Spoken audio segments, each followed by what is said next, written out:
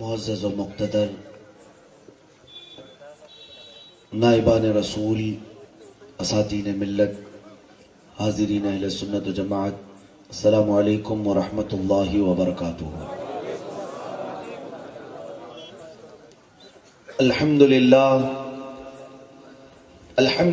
الحنان المنان الذي خلق الانسان وعلمه البيان، والصلاة والسلام على رسوله سيد الانس والجان وعلى آله واصحابه ذوي الخير والاحسان، اما بعد فاعوذ بالله من الشيطان الرجيم، بسم الله الرحمن الرحيم۔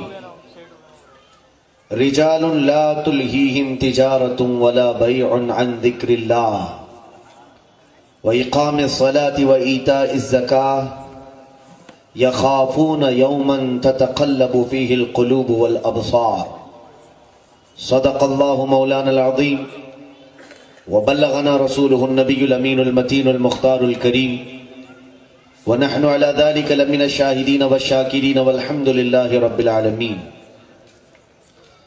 عزیزان گرامی وقار و حاضرین اجلاس، قبل اس کے کہ کچھ معروضات آپ کے سامنے پیش کروں، آئیے ہم اور آپ مل کر انتہائی عقیدت و احترام کے ساتھ ساری کائنات کے مرکز عقیدت ارواحنا فدا جناب محمد الرسول اللہ صلی اللہ تعالی علیہ وسلم کی بارگاہ پرانوار میں غلامانہ انداز میں درود و سلام کا ہدیہ پیش کریں۔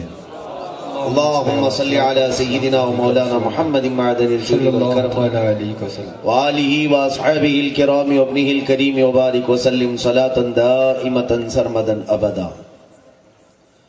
سب سے پہلے میں اپنی حاضری درج کرواؤں، میرے رب ذوالجلال کا بڑا احسان ہے کہ جب وہ اپنے بندوں کے ساتھ کوئی خاص انعام و اکرام کی بارشیں کرنا چاہتا ہے تو اپنے محبوبوں کے دربار میں بھیج دیتا ہے۔ تو آج یہ میرے انعام کی رات ہے کہ مولا نے اپنے ایک محبوب کے قدموں میں مجھے بٹھایا ہے۔ سب سے پہلے اس پالنہار حقیقی رب ذوالجلال کا شکر بجا لاتا ہوں، میرے آقا احمد مختار رسول کریم صلی اللہ تعالی علیہ وسلم کا بے پایاں فضل و کرم و احسان عظیم، سلطان الاولیاء، معین الاولیاء، تاج الاولیاء، جملہ مشائخ جن کا قدم میرے سر کے امامے پر ہے اور انہی کی برکتوں سے زبان میں طاقت ہے۔ آج بحمدہ تعالی اس پاکیزہ منبر پر حاضری ہوئی، خصوصیت کے ساتھ سٹیج پر جلوہ بار شہزادہ فقیہ اعظم ہند حضرت علامہ مفتی عبدالقدیر صاحب قبلہ ادام اللہ اقبالہ، اور میرے کرم فرما حضرت مولانا خورشید عالم صاحب شہزادہ شاہی امام اور خود شاہی امام، اور موجود مشائخ منبر نور پر خصوصیت کے ساتھ خدام بارگاہ تاج الاولیاء، یہ سارے لوگوں نے مجھے جو یہاں پر عزت بخشی ہے، آپ کیا سمجھتے ہیں کہ کسی اجنبی کو یہ ساری چیزیں دے دی جاتی؟ اللہ اللہ اللہ، کسی بھی آئے ہوئے راہ چلتے ہوئے کو کچھ بھی اس طرح سے دے دیا جاتا ہے؟ یہ آج میرے لیے اتفاق کی بات نہیں میرے عزیزوں، یہ سارے پلان اور منصوبے اولیاء کے پورے پہلے سے طے ہوتے ہیں، آج کی بات ہے۔ ویسے میں کافی سالوں سے متمنی ہوں بارگاہ تاج الاولیاء میں حاضری کا، میں کافی پڑھ چکا ہوں حضور کو، باقی اور کچھ پڑھا ہوں یاد نہیں، لیکن اولیاء کو بہت پڑھا ہے۔ کیا کہنے بول میرے عزیزوں، ان کے قدم بوسی کے لیے میں کافی متمنی رہا۔ آج کی بات ہے، صبح ممبئی کی سرزمین پر کافی دنوں سے لوگ پورے ہندوستان کی سڑکوں پر نکلے ہوئے پروٹیسٹ کر رہے ہیں، پرامن احتجاجات ہو رہے ہیں، اور ہونے بھی چاہیے، اپنے حقوق کا مطالبہ کر رہے ہیں سارے۔ اس میں عوام اہل سنت علماء سے امید کی نظریں لگائی ہوئی ہے کہ علماء کیا کہہ رہے ہیں۔ علماء کی ایک بڑی ذمہ داری بھی ہوتی ہے۔ بہرحال قانونی پیچیدگیاں، پتہ نہیں کیا کیا مصلحتیں کچھ لوگوں کے ہاتھ سامنے آتی ہیں اور پھر گھروں میں بیٹھ جاتے ہیں، میں اس کا قائل نہیں۔ خیر، میں نے اعلان کیا اور ہمارے اعلان پر آج ہزاروں کی تعداد میں لوگ جمع بھی ہوئے الحمدللہ۔ ممبئی کی سرزمین پر ایک پرامن احتجاج آج ہی تھا صبح۔ کافی مرد و خواتین، بچے، بوڑھے، جوان، حتیٰ کہ دیگر مذاہب کے لوگ بھی اس میں شامل رہے۔ پرامن احتجاج کے بعد صحیح سلامت جب واپس آئے، کس کے لیے گئے تھے ہم؟ نہ اپنی شہرت کے لیے، نہ اپنی کرسی کے لیے، ہمیں اس سے کوئی غرض نہیں، لیکن رسول کریم صلی اللہ تعالیٰ علیہ وسلم کے دین متین کی بات آ رہی ہے، میں اس کو بعد میں عرض کروں گا۔ میری تو خالص یہی نیت تھی کہ مسلمانوں پر آنے والی بلاؤں کے لیے آج ہی ہمیں میدان میں اترنا ہے۔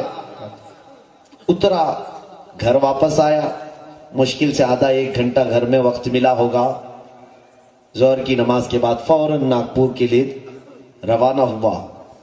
سفر بھر یہی سوچتا رہا، اگر میرا سڑک پر اترنا اور دین حق کے لیے آواز بلند کرنا مولا کو اگر پسند آئے تو ضرور مولا مجھے انعام دے گا، کیا کہنا، واہ یہاں نہ صحیح قیامت میں ضرور عطا کرے گا۔ واہ، کیا دل میں یہ خیال تھا اور سیدھے حاضری کے لیے جیسے ہی تاج الاولیاء کی بارگاہ میں پہنچا، قدموں کے پاس کھڑے ہو کر میں نے اپنی روح کو حاضر کر کے، سچ بتاؤں اولیاء کی بارگاہ میں حاضری کا ہمارا طریقہ ہی ہے، ہم ان کو حاضر و ناظر جانتے ہیں اور قبروں میں زندہ مانتے ہیں، بے شک بے شک، کہ وہ ہمارے قلب کی طرف توجہ کر رہے ہیں۔ صرف اور صرف اتنی التجا کی تھی کہ آج بڑی دور سے تھکا ہارا آواز بلند کر کے آیا ہوں۔ فاتحہ کے بعد باہر نکلا تو خادم بارگاہ نے میرے سر پر امامہ باندھا۔ اسی وقت مجھے احساس ہوا کہ میرا باہر نکلنا تاج الاولیاء تک بھی پہنچ چکا ہے۔ واہ، سبحان اللہ، اللہ رب العزت نے یہاں سے مجھے وہ امامہ دیا، میرے امامے کپڑے کے، لیکن وہ جو باندھا گیا وہ ان کے قدموں کی برکت تھی۔ پھر میرے دل و دماغ میں یہ کوئی خیال بھی نہیں کہ اسٹیج پر تقریریں ہوتی ہیں، ہمارا مزاج اتنا نہیں ہے کہ میں بڑے بڑے اسٹیجوں کی تقریریں کروں۔ میں اپنے علاقے میں کام کرنا زیادہ پسند کرتا ہوں، لیکن میرے کرم فرما محسن ملت، محسن اہل سنت حضرت علامہ مفتی عبد القدیر خان صاحب قبلہ ادام اللہ اقبالہ نے جو اعزاز مجھے یہاں پر اس ایوارڈ کے ذریعے سے نوازا، یہ بھی نہ میرے گوشے خیال میں تھا، کچھ بھی نہیں۔ اتنی دیر سے بیٹھے میں بارگاہ تاج الاولیاء کا شکر ہی ادا کر رہا ہوں کہ میں نے ایک چیز کی طلب کی تھی، آپ نے پتہ نہیں کیا کیا دینا شروع کی، سبحان اللہ، سبحان، اور یہ تو ابتدا ہے، ابھی پتہ نہیں کیا کیا ملے گا۔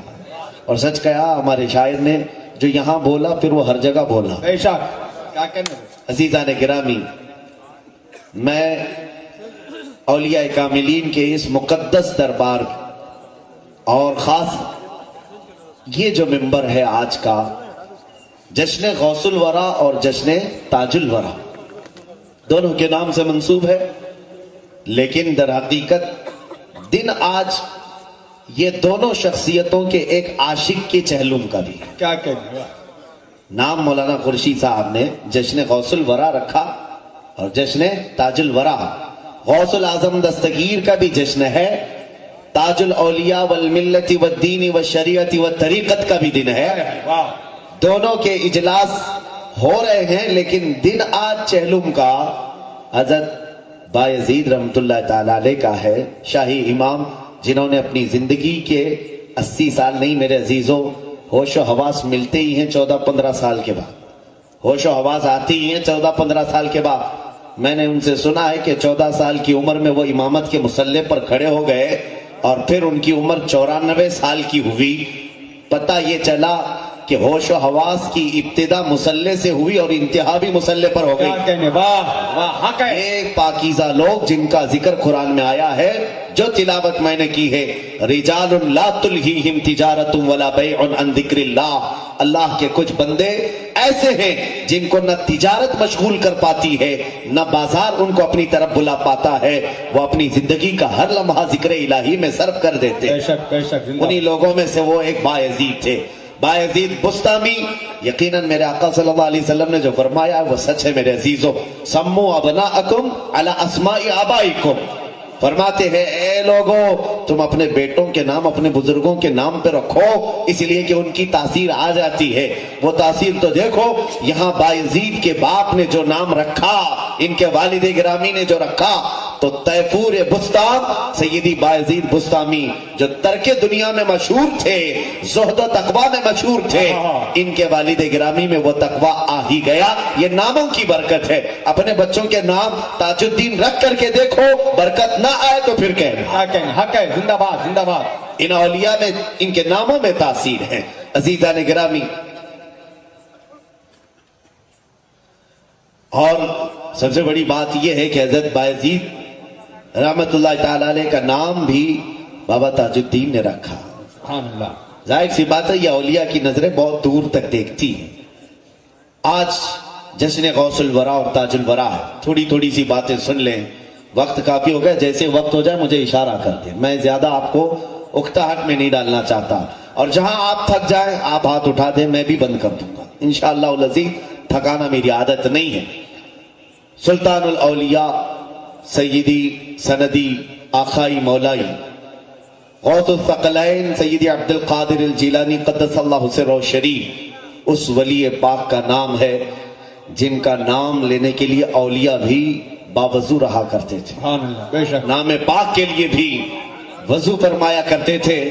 آپ کا لقب محی الدین ہے، دین کو زندہ کرنے والا، اور یقیناً خود غوث اعظم نے یہ اپنا واقعہ نقل فرمایا کہ میں ایک راستے سے گزر رہا تھا، ایک مسافر کو دیکھا، بہت ہی کمزور تھا، ضعیف تھا، وہ چلتے چلتے کبھی ادھر گر جاتا کبھی ادھر گر جاتا۔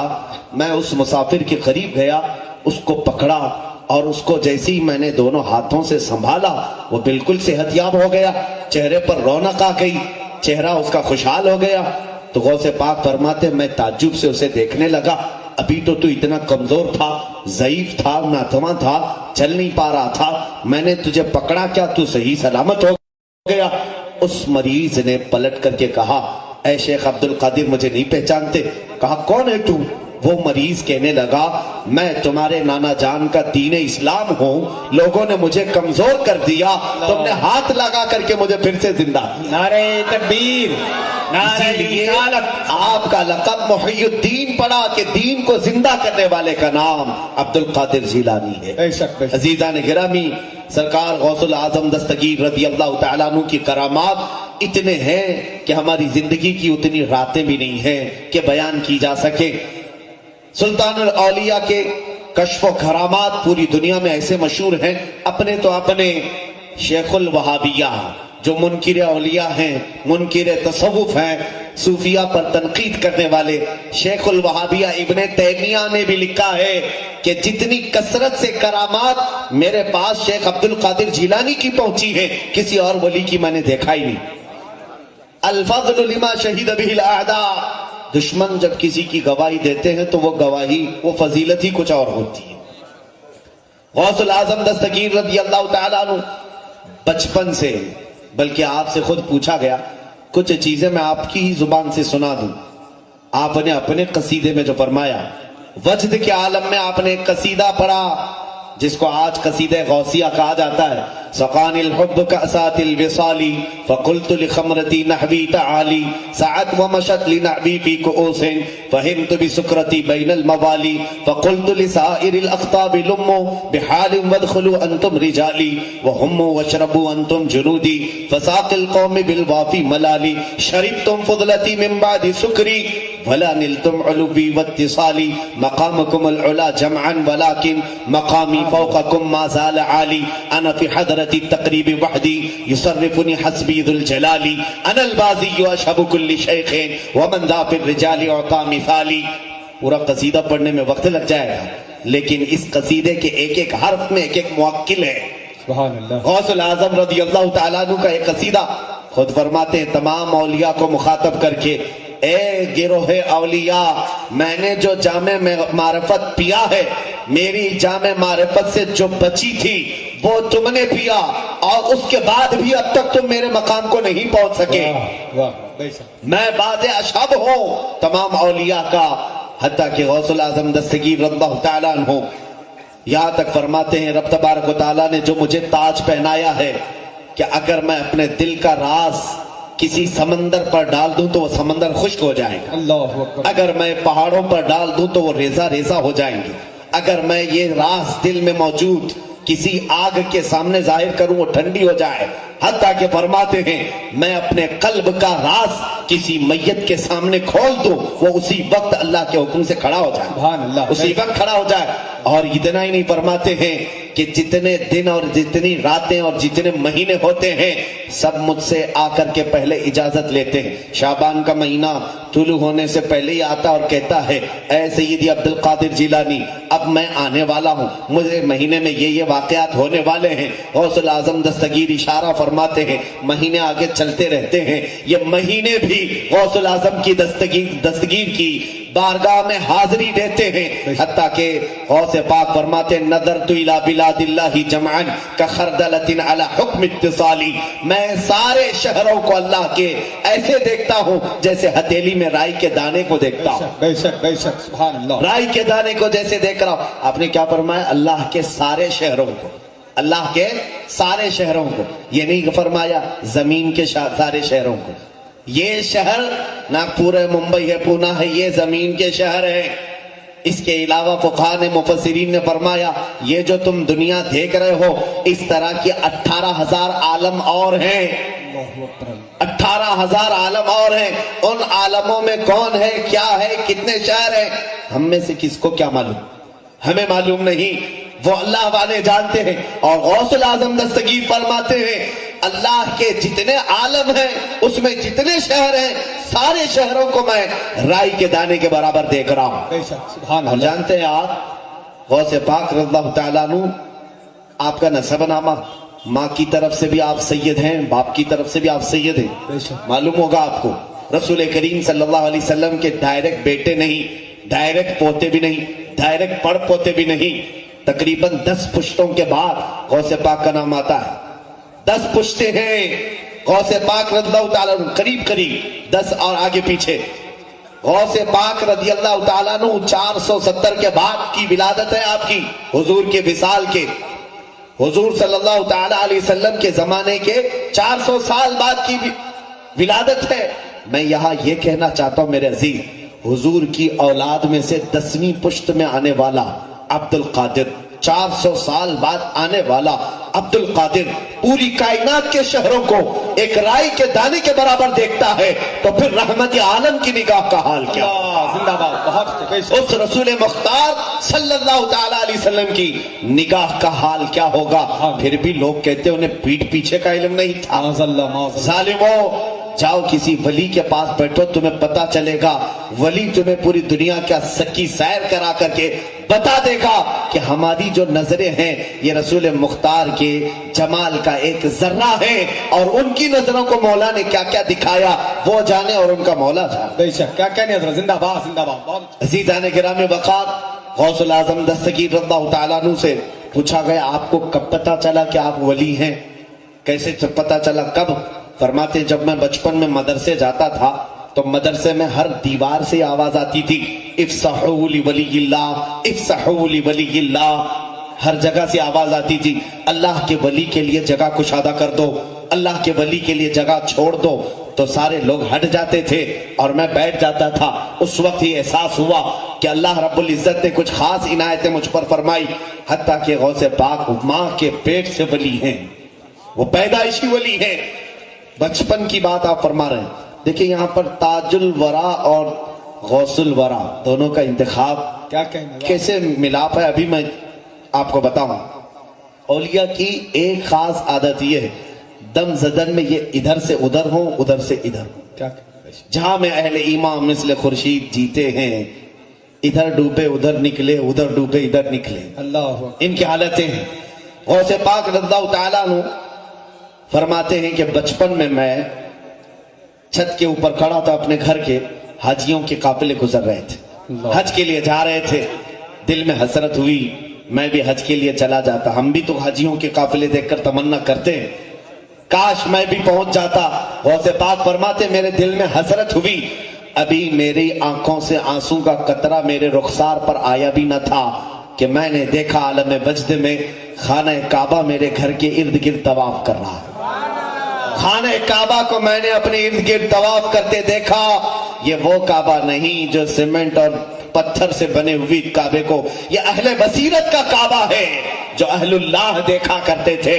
وہ کعبہ اولیاء کے پاس جاتا تھا اور غوث پاک رضی اللہ تعالیٰ عنہ نے اپنے بچپن میں دیکھا، اسی لیے امام اہل سنت نے ان کی شان میں یہ فرمایا ہے جہاں سارے اقطاب جہاں کرتے ہیں کعبے کا طواف، کعبہ کرتا ہے طواف در بالا سے۔ نعرہ تکبیر، نعرہ رسالت، فیضان غوث اعظم، عظمت تاج الاولیاء، شان تاج الاولیاء، انوار تاج الاولیاء، مسلک اعلیٰ حضرت۔ اسی طرح کی بات تاج الاولیاء کی بارگاہ میں بھی، تاج الاولیاء یہ مجذوب صفت اور اس طرح جس کو کہتے ہیں قلندرانہ عادت ہے، جسے دنیا و مافیہ سے کوئی لینا دینا نہیں، لیکن در حقیقت انہی کی اس وقت حکومت بھی چلتی رہتی، حکومتوں سے بے نیاز، لیکن حکومتیں بانٹنے والے یہی، بے شک ان کی عادتیں ایسی۔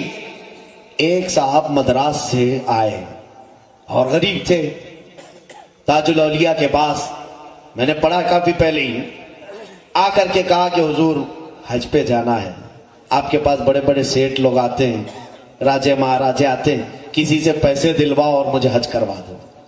بہت سارے لوگ نظر و نیاز دیتے ہیں، وہ اتنی ساری نظریں آپ بانٹ دیتے ہیں، میرے حج کے پیسوں کا انتظام کر دو۔ مرید دیوانے ہوتے ہیں جو حقیقت میں ہوتے ہیں، پکڑ لیا۔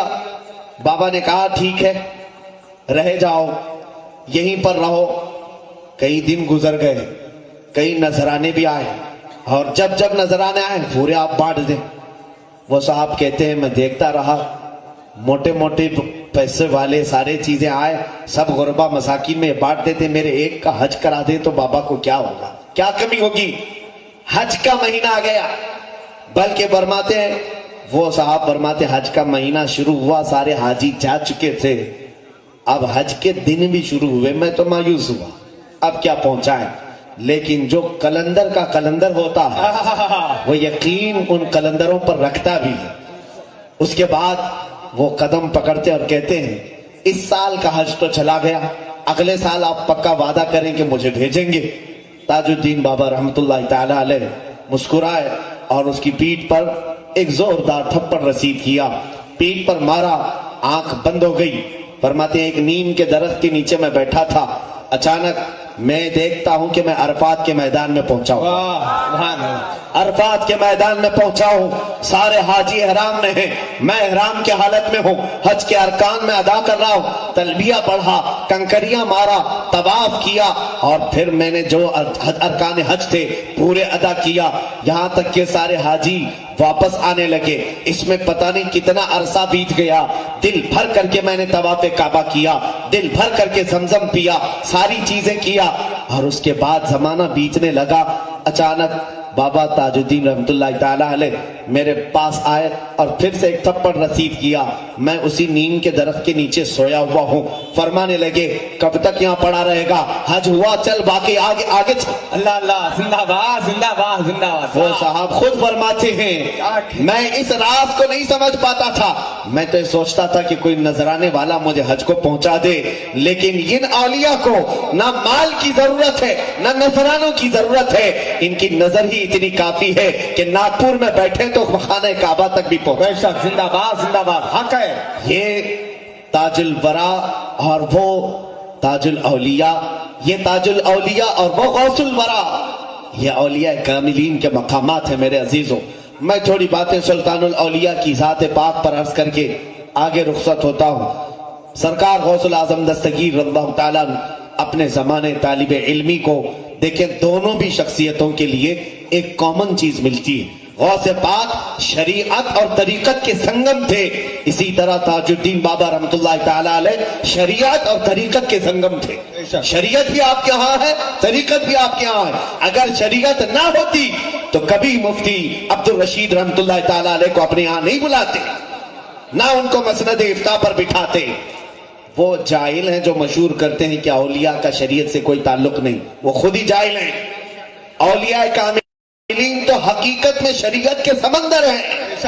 امام غزالی فرماتے ہیں ما کان اللہ من ولی جاہلا ولو کان لعلمہ اللہ اولا، اللہ کا کوئی ولی جاہل نہیں ہوتا۔ یہ اور بات ہے کہ کسی کے پاس اگر پڑھا نہیں ہے اللہ خود اسے پہلے پڑھاتا ہے، پہلے اسے علم دیتا ہے پھر ولایت دیتا ہے۔ تو کسی ولی کے بارے میں یہ مت سمجھنا یہ کسی مدرسے کو نہیں گئے، کسی کے پاس مولانا کے پاس نہیں بیٹھے۔ اللہ رب العزت بعض اولیاء کو علم لدنی عطا فرماتا ہے۔ تاج الدین رحمۃ اللہ تعالی علیہ شریعت کے اور طریقت کے سنگم تھے، اسی طرح سیدی غوث الورا سلطان الاولیاء شریعت اور طریقت کے بحر ذخار تھے۔ یہاں سے یہ پتہ چلتا ہے سچے اولیاء کے عاشقین وہ ہیں جو شریعت کو بھی پاس رکھتے ہیں، طریقت کو بھی پاس رکھتے ہیں۔ بے شک بے شک، ایک بات یاد رکھیں، کچھ لوگ اگر گمراہ کریں کہ نہیں طریقت کی طرف مت جاؤ صرف شریعت دیکھو، وہ فاسق بنا دیں گے تمہیں، فاسق بنا دیں گے۔ جی جی بہت امام مالک رحمۃ اللہ علیہ نے فرمایا جو صرف شریعت پڑھتا رہا اور طریقت کی کوئی بات نہیں سیکھا وہ فاسق ہو جائے گا، اور جو شریعت کو چھوڑ کر طریقت کی بڑی بڑی باتیں پڑھنے کے لیے آیا تو وہ تو زندیق بن جائے گا، شیطان بن جائے گا، شیطان اسے گمراہ کر دے گا۔ اور جو دونوں کو جمع کر دیا وہ اللہ تک پہنچ گیا، سبحان اللہ، وہ رب تک پہنچ گیا، کیونکہ میرے عزیز شریعت مولانا لوگوں کی نہیں ہے، میرے آقا صلی اللہ علیہ وسلم کی، ایسا کیا رسول پاک کی ہے۔ ایسا اور اس دروازے کو چھوڑ کر رب کی معرفت کہاں سے ہوگی؟ بخدا خدا کا یہی ہے در، نہیں اور کوئی مفر مکر جو وہاں سے ہو یہی آ کے ہو، جو یہاں نہیں تو وہاں نہیں۔ ایسا کیا کہنے زندہ باد زندہ باد۔ رسول کریم صلی اللہ علیہ وسلم کی شریعت یہ در حقیقت میرے آقا کا دروازہ ہے، یہ چھوڑ کر معرفت تک نہیں پہنچ سکو گی۔ خیر غوث پاک رضی اللہ تعالیٰ عنہ خود اپنے قصیدے میں فرماتے ہیں درست العلم حتی صرت قطبا ونلت السعد من مولا الموالی، میں علم حاصل کرتا رہا، علم حاصل کرتا رہا، یہاں تک کہ میں علم حاصل کرنے کے زمانے میں ہی قطبیت کے مقام کو پہنچ گیا، سبحان اللہ سبحان اللہ۔ قطب بن گئے۔ غوث پاک زمانے طالب علمی میں قطب تھے، یہ علم حاصل کرتے کرتے آج ضرورت ہے طلباء اسلامیہ کو جو مدارس میں پڑھتے انہیں بھی بتایا جائے کہ تم علم جو شریعت کا حاصل کر رہے ہو ساتھ ہی ساتھ قناعت کا، صبر کا، توکل کا، رضا کا، ثبات کا، استقامت کا پڑھو گے تو تم زمانے طالب علمی میں بھی مقام باطن حاصل کر لو۔ کیا کہنے بے شک بہت۔ لیکن آج مدارس خالی ہو گئے روحانیت سے، مدارس خالی ہو گئے تصوف سے، بہت کم الا ماشاءاللہ کوئی ہوں گے، لیکن آج ایسا کر دیا گیا ہے کہ علماء شریعت کو الگ کر دیا گیا اور ان کو بے عمل بنایا جا رہا ہے، اور خانقاہیں الگ ہو گئیں جہاں شریعت کا کوئی علم ہی نہیں رہ گیا۔ میرے عزیزوں یہ دونوں کے جمع کرنے کی آج بھی ضرورت ہے، جیسے حضور تاج الاولیاء نے اپنے آستانے پر جمع کیا۔ بہت اچھے بہت اچھے بہت۔ وہ طریقت کے بحر ذخار ہیں، بے شک وہ معرفت کا جام بھر بھر پینے نہیں پلانے والے ہیں، بے شک۔ اس کے باوجود فقیہ اعظم ہند کو اپنے دربار میں بلا کر کے رکھا، ہائے ہائے واہ، بلا کر کے رکھا بہت اچھا، اور ان کو نوازتے بھی رہے۔ بے شک۔ فقیہ اعظم ہند نے اپنی زندگی بھر افتاء کی مسند سنبھالے رہے، اور شہر ناگپور اس وقت مرکز تھا اس طور پر کہ بڑے بڑے علماء فقہ میں مفتی عبد الرشید رحمۃ اللہ علیہ سے رجوع کرتے تھے۔ آقا حضرت زندہ، نعرہ تکبیر، نعرہ رسالت، فیضان تاج الاولیاء، فیضان حضور فقیہ اعظم، زندہ باد زندہ باد۔ ابھی حضرت سے میں ملاقات کیا مفتی عبد القدیر خان صاحب سے، پہلی ملاقات میں نے کہا کہ آپ کے والد اور آپ کے باپ کی کتاب پڑھے بغیر آج یہاں کوئی مولانا بھی نہیں بنتا، کوئی عالم بھی نہیں بنتا۔ ہم مدرسے میں جاتے ہیں، پہلی کتاب جو ہمیں پکڑائی جاتی ہے تسہیل المصادر، وہ مفتی عبد الرشید صاحب کی لکھی ہوئی آقا حضرت رحمت اللہ تعالی علیہ، ان کی کتاب سے ابتدا ہوتی ہے۔ اس کا مطلب ہے کہ تمام علماء جو ہندوستان میں فارسی پڑھ کر کے ابتدا کرتے ہیں، چاہے وہ جامعہ اشرفیہ مبارکپور سے لے کر جتنے بھی بڑے ادارے ہوں، سب جگہ تسہیل المصادر ہے. علماء پڑھے ہوں گے نا؟ جی حضرت جی. سارے پڑھے ہوں گے. سارے علماء ہندوستان کے، ان کو یہ جاننا چاہیے کہ ہمارے علم کی ابتدا تسہیل المصادر سے ہوئی. اس کا مطلب یہ ہے کہ فیض تاج الاولیاء سے علماء کی شروعات ہو رہی ہے. ارے کیا کہنے حضرت، زندہ باد. علماء کی شروعات تاج الاولیاء کے فیض سے شروعات ہو رہی ہے. اور یہاں سے جب شروعات ہو رہی ہے تو پھر آپ دیکھیں کہ اگر ان کے دربار سے کوئی عالم وابستہ ہو گیا، اختتام کو تم کہاں سمجھ پاؤ گے؟ انتہا کو کیا سمجھ پاؤ کیا گے؟ کہنے حضرت، بہت اچھا. عزیزان گرامی، مجھے فخر ہے اس بات کا، پڑھا ہوں کتاب تسہیل المصادر، لیکن مجھے یہ یقین ہے کہ تسہیل المصادر اگر مفتی عبدالرشید خان رحمۃ اللہ تعالی علیہ کی لکھی ہے تو ان کے ہاتھ پہ جو قلم تھا، قلم ان کا تھا سیاہی تاج الاولیاء. ارے زندہ باد، زندہ باد، زندہ باد. اسی لیے وہ کتاب اتنی مقبول ہے، اتنی مقبول ہے. میں خود سینکڑوں کو پڑھا چکا ہوں. میں پڑھا ہی نہیں، پڑھا چکا ہوں. آج بھی پڑھا کر کے آیا ہوں، آج بھی وہی کتاب پڑھا کے آیا ہوں. پہلے مستقبل کا بیان آج پڑھا کر کے آئے ہیں. میرے عزیزوں، یہ تقریباً فیض تاج الاولیاء پورے ہندوستان کے مدارس میں پھیلا ہوا ہے. پہلی بات یہ سن لیں کہ علم کو چھوڑ کر ہماری کوئی کامیابی نہیں. حتیٰ کہ غوث اعظم نے جب فرمایا کہ میں علم حاصل کرتے کرتے قطبیت کے مقام کو پہنچا، تو پھر آپ سب اگر عاشقان غوث ہیں تو پہلے علم کی طرف توجہ کریں. جہالت ہماری سب سے بڑی خرابی ہے. آج ہماری جہالت کا ہی پوری دنیا فائدہ اٹھا رہی ہے. کیا بہت اچھا پیغام ہے. یہ ایک بات یاد رکھیں، یہ NRC اور CAA کا جو خطرہ لاحق ہے نا، اس کی وجہ بھی میں آپ کو بتا دوں، یہ جہالت ہے. یہ جو کالے قوانین کے خلاف آج جو پروٹیسٹ ہو رہا ہے، اس کے متعلق میں آپ کو ایک بات یہ صرف بتانا چاہوں، ہم کیوں ویروਧ کر رہے ہیں. دوسرے پتہ نہیں، یہ ہم کو کہہ رہے کانگریسی ہوں گے اس لیے راستوں پر آ گئے. پاگل نہیں ہم کو پکش وپکش یہ تمام کھیل نہیں کھیلنا ہے. میں محسوس کر رہا ہوں میرے عزیزوں، اس میں ہوگا کیا. چھوٹے چھوٹے گاؤں کے بھی ہم نے دورے کیے، آج نہیں کافی دنوں سے. یہاں ہندوستان کے مسلمانوں میں علم کی کمی اتنی ہے کہ صرف ووٹر ID بنانے کے لیے اپنا نام بدل دیتے ہیں. اگر کچھ لوگ ڈرا دیں ان کو، اپنا نام تبدیل کرنے کے لیے تیار ہو گئے. ہریانہ کے ایک چھوٹے سے گاؤں میں ہم گئے، وہاں کے ایک صاحب سے ملاقات ہوئی. پورے گاؤں میں جتنے لوگ ہیں پتہ نہیں کتنے، 4-5 سے ملاقات. کسی کا نام رام کرشن پتہ نہیں کئی نام، لیکن وہ کہتے ہیں ہم پیدائشی مسلمان ہیں، ہم مسلمان ہیں.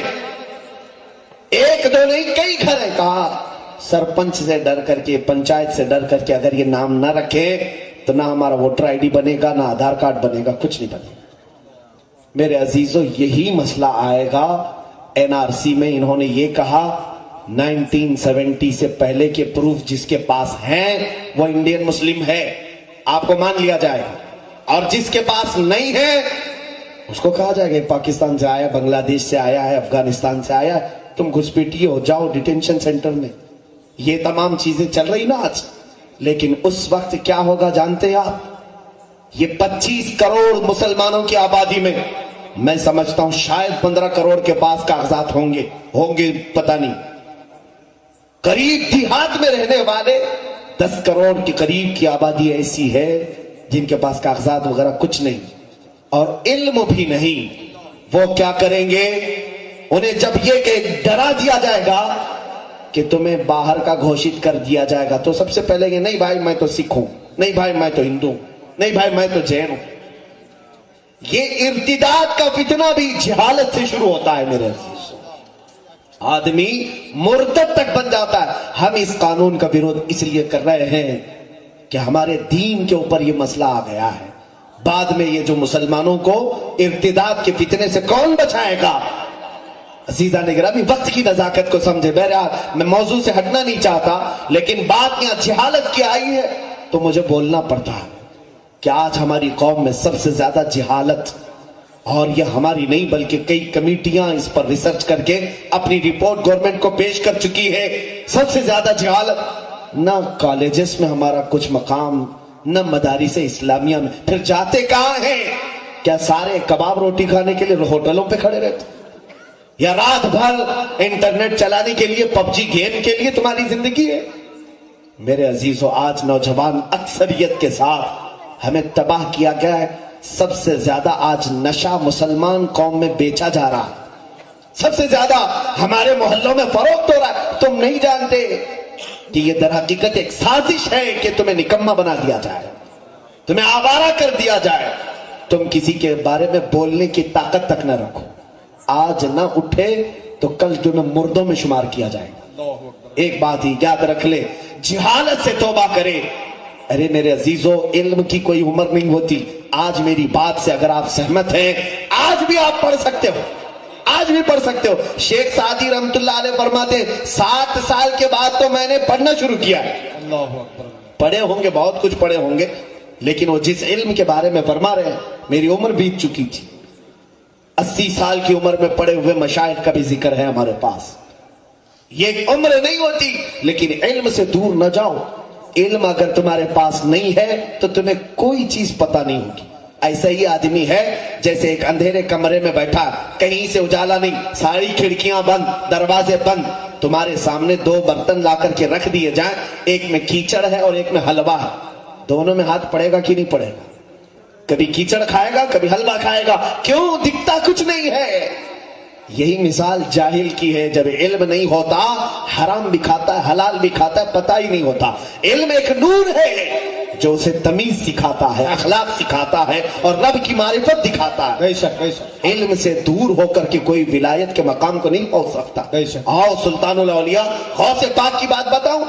ان کی ماں نے آپ کو جب بغداد سے بھیجا, آپ کی عمر قریب 16-17 سال کی ہوگی. جب بغداد تشریف لائے تو فرماتے ہیں میرے پڑھنے کے زمانے میں ایسے حالات تھے کہ کئی دن تک میں فاقے کی گزارتا تھا. بڑے امیر لوگ پڑھتے تھے لیکن میرے پاس کھانے کی کوئی چیز نہیں رہ جاتی. اکثر ایسا ہوتا کہ میں درخت کے پتے کھا کر پورا دن گزارتا. کون کہہ رہا ہے؟ جس کے نام پر آج ہم بڑی بڑی 11ویاں کھا رہے ہیں. پڑھنے کے زمانے میں فرماتے پتے کھا لیتا. غوث پاک نے یہ بھی فرمایا کہ جب شدت کی بھوک لگتی تو میں دریائے دجلہ کے کنارے جاتا. کس لیے؟ فرماتے ہیں امیر لوگ کھانا کھا کر چھوڑ دیتے تھے, میں وہ دیکھنے کے لیے جاتا کہ اس میں سے کچھ کھا لوں. فرماتے ایک بار گیا دریائے دجلہ کے کنارے کہ لوگ چھوڑ چکے ہوں گے, تو دیکھا مجھ سے پہلے 70 فقیر وہاں بیٹھے ہوئے. میری غیرت گوارا نہ کی کہ میں ان کا حق ماروں, بھوکا واپس آ گیا.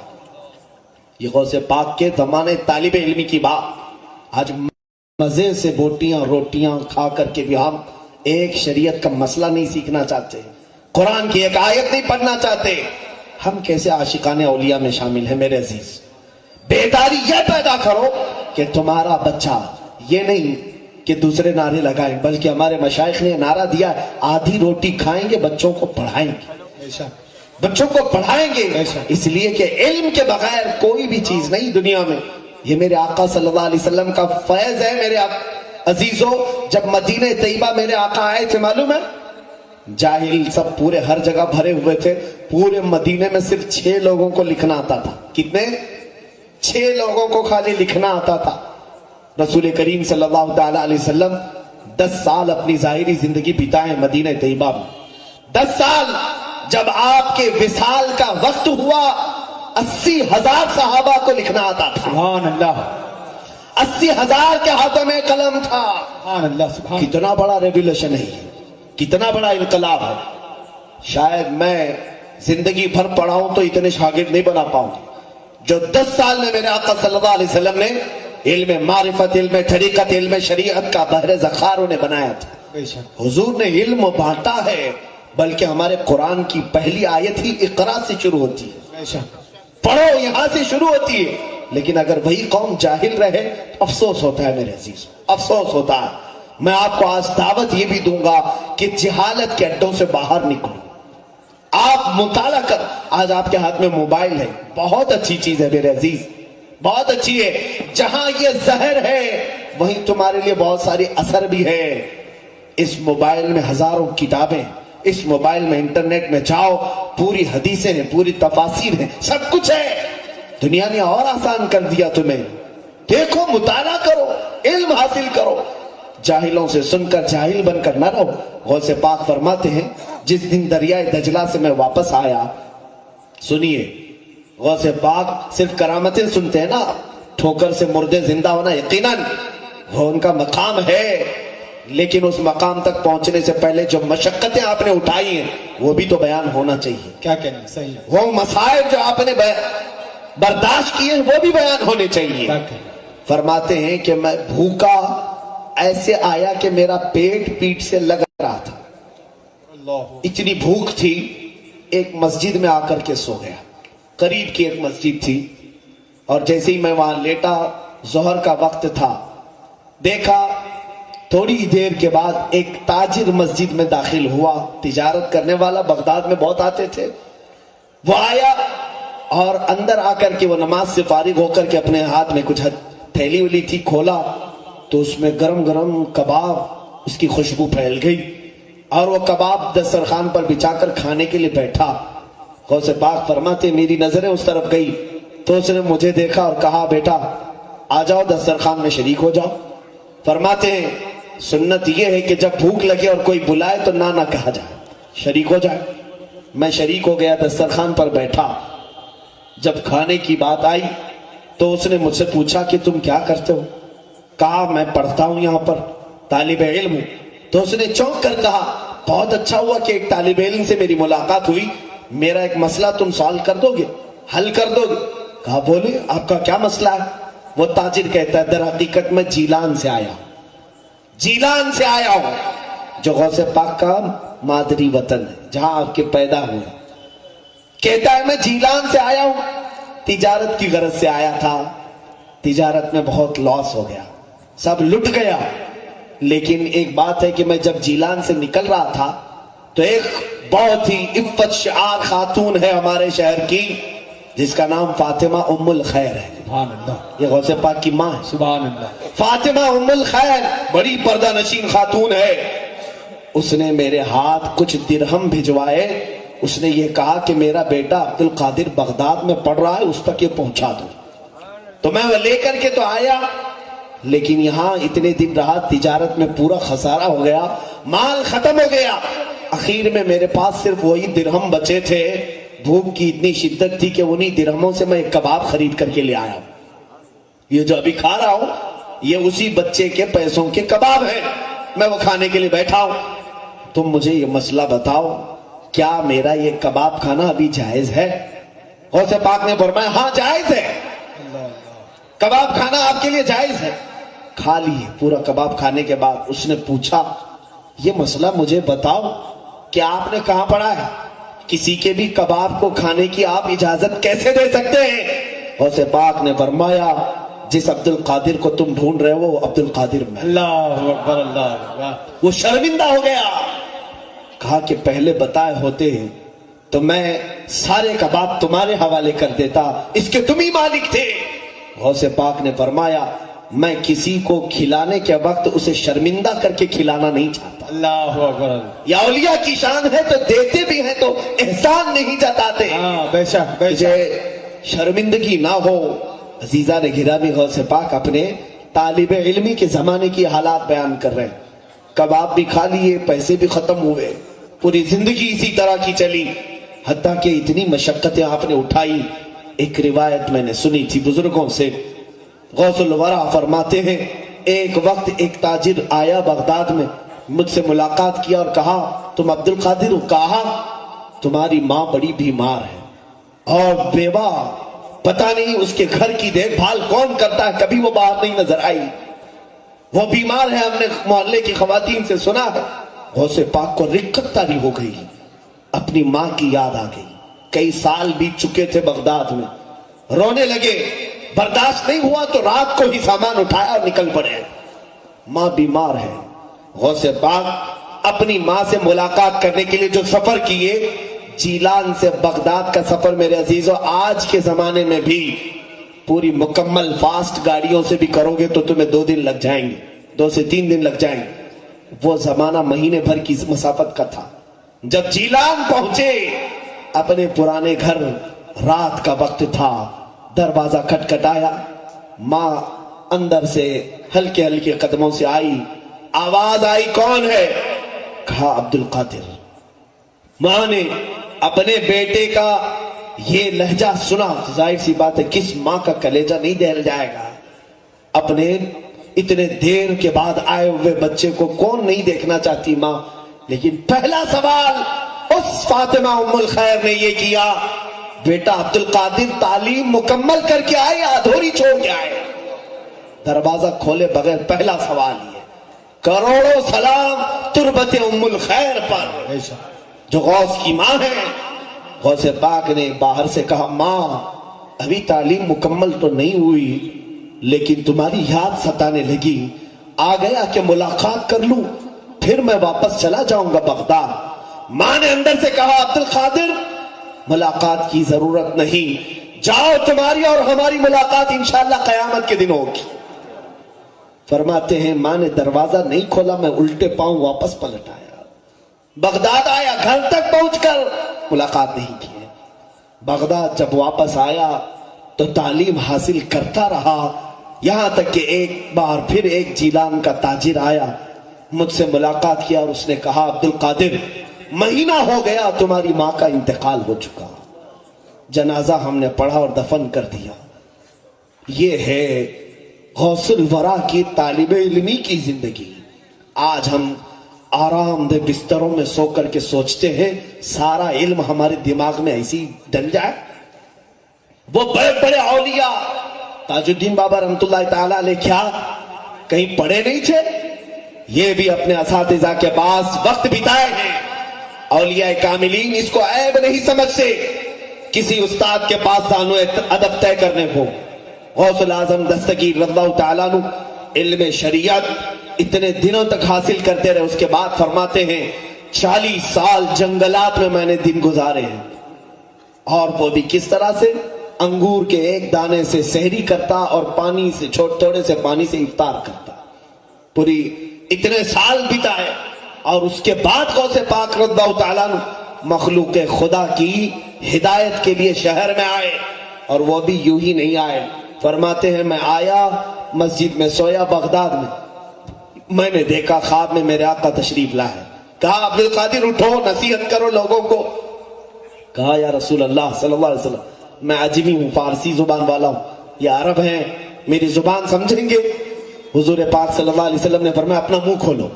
मैंने मुंह खोला तो हुजूर ने 7 बार मेरे मुंह में अपना लुआब डाला। थोड़ी देर गुजरी थी, मैं भी लेटा था, मौला अली करमल्लाहु वजहुल करीम आए। कहा अब्दुल कादिर मुंह खोलो। मैंने मुंह खोला तो 6 बार मौलाए कायनात ने अपना लुआब पाक मेरे मुंह में डाला। मैंने पूछा मेरे आका नाना ने 7 बार दिया, आपने 6 बार। कहा अदब की वजह से कि मैं बराबर ना हो जाऊं, अल्लाह वाह, बराबरी ना करूं। गौसे पाक उसके बाद जब खिताब के लिए खड़े होते थे, अल्लाह अल्लाह, हाल ये था कि आपके खिताब के चर्चे ऐसे फैलने लगे बगदाद में कि कोई मजमा आपका 70,000 से कम का नहीं होता था। अल्लाह अकबर, अल्लाह, 70,000 से कम का नहीं। और जो पहली सफ में बैठता था और आखिरी सफ में बैठता था, दोनों बराबर आपकी आवाज सुनते थे, कोई माइक नहीं। और फिर लिखा है बहजतुल असरार शरीफ में भी कि गौसे पाक का कोई भी खिताब, कोई भी इज्तिमा ऐसा नहीं हुआ कि जिस इज्तिमा के बाद उस इज्तिमा में से लोगों के जनाजे ना उठे। अल्लाह अकबर। हर खिताब के बाद कितनों की रूह चली जाती आलम वजद में, कितने बेहोश गिरे रहते थे, कितने अपने कपड़े फाड़ लेते थे, तौबा करते थे। बस जुबान की बला की तासीर थी मेरे अजीजों, गजब की तासीर थी। हत्ता कि जो जुबान से निकलता था वो दिलों में ऐसा पैवस्त होता कि जिंदगी भर के लिए वो नक्श कर लेता था। जो एक बार दरबार गौस में आया, जब डाकुओं ने सिर्फ चेहरा देख करके तौबा किया था, तो जो दरबार में बैठते थे उनका मकाम क्या हो? गौसुल आजम दस्तगीर जुबान की तासीर सिर्फ इतनी बता दूं मैं आपको। एक बार अपने बड़े साहबजादे हजरत अब्दुल जब्बार को कहा कि आप खिताब करो आज। गौसे पाक के बड़े बेटे हजरत अब्दुल जब्बार खिताब के लिए खड़े हो गए। मजमा सन्नाटे में है, काफी देर आपने खिताब किया, لیکن وہ ماحول نہیں تھا جو سلطان الاولیاء کے مجمع کا ماحول ہوتا ہے. دھاڑیں نکلتی تھیں, چیخیں نکل جاتی تھی. وہ اتر آئے ممبر سے, کہا آپ جب بیان کرتے ہیں تو ماحول ہی کچھ اور ہوتا ہے.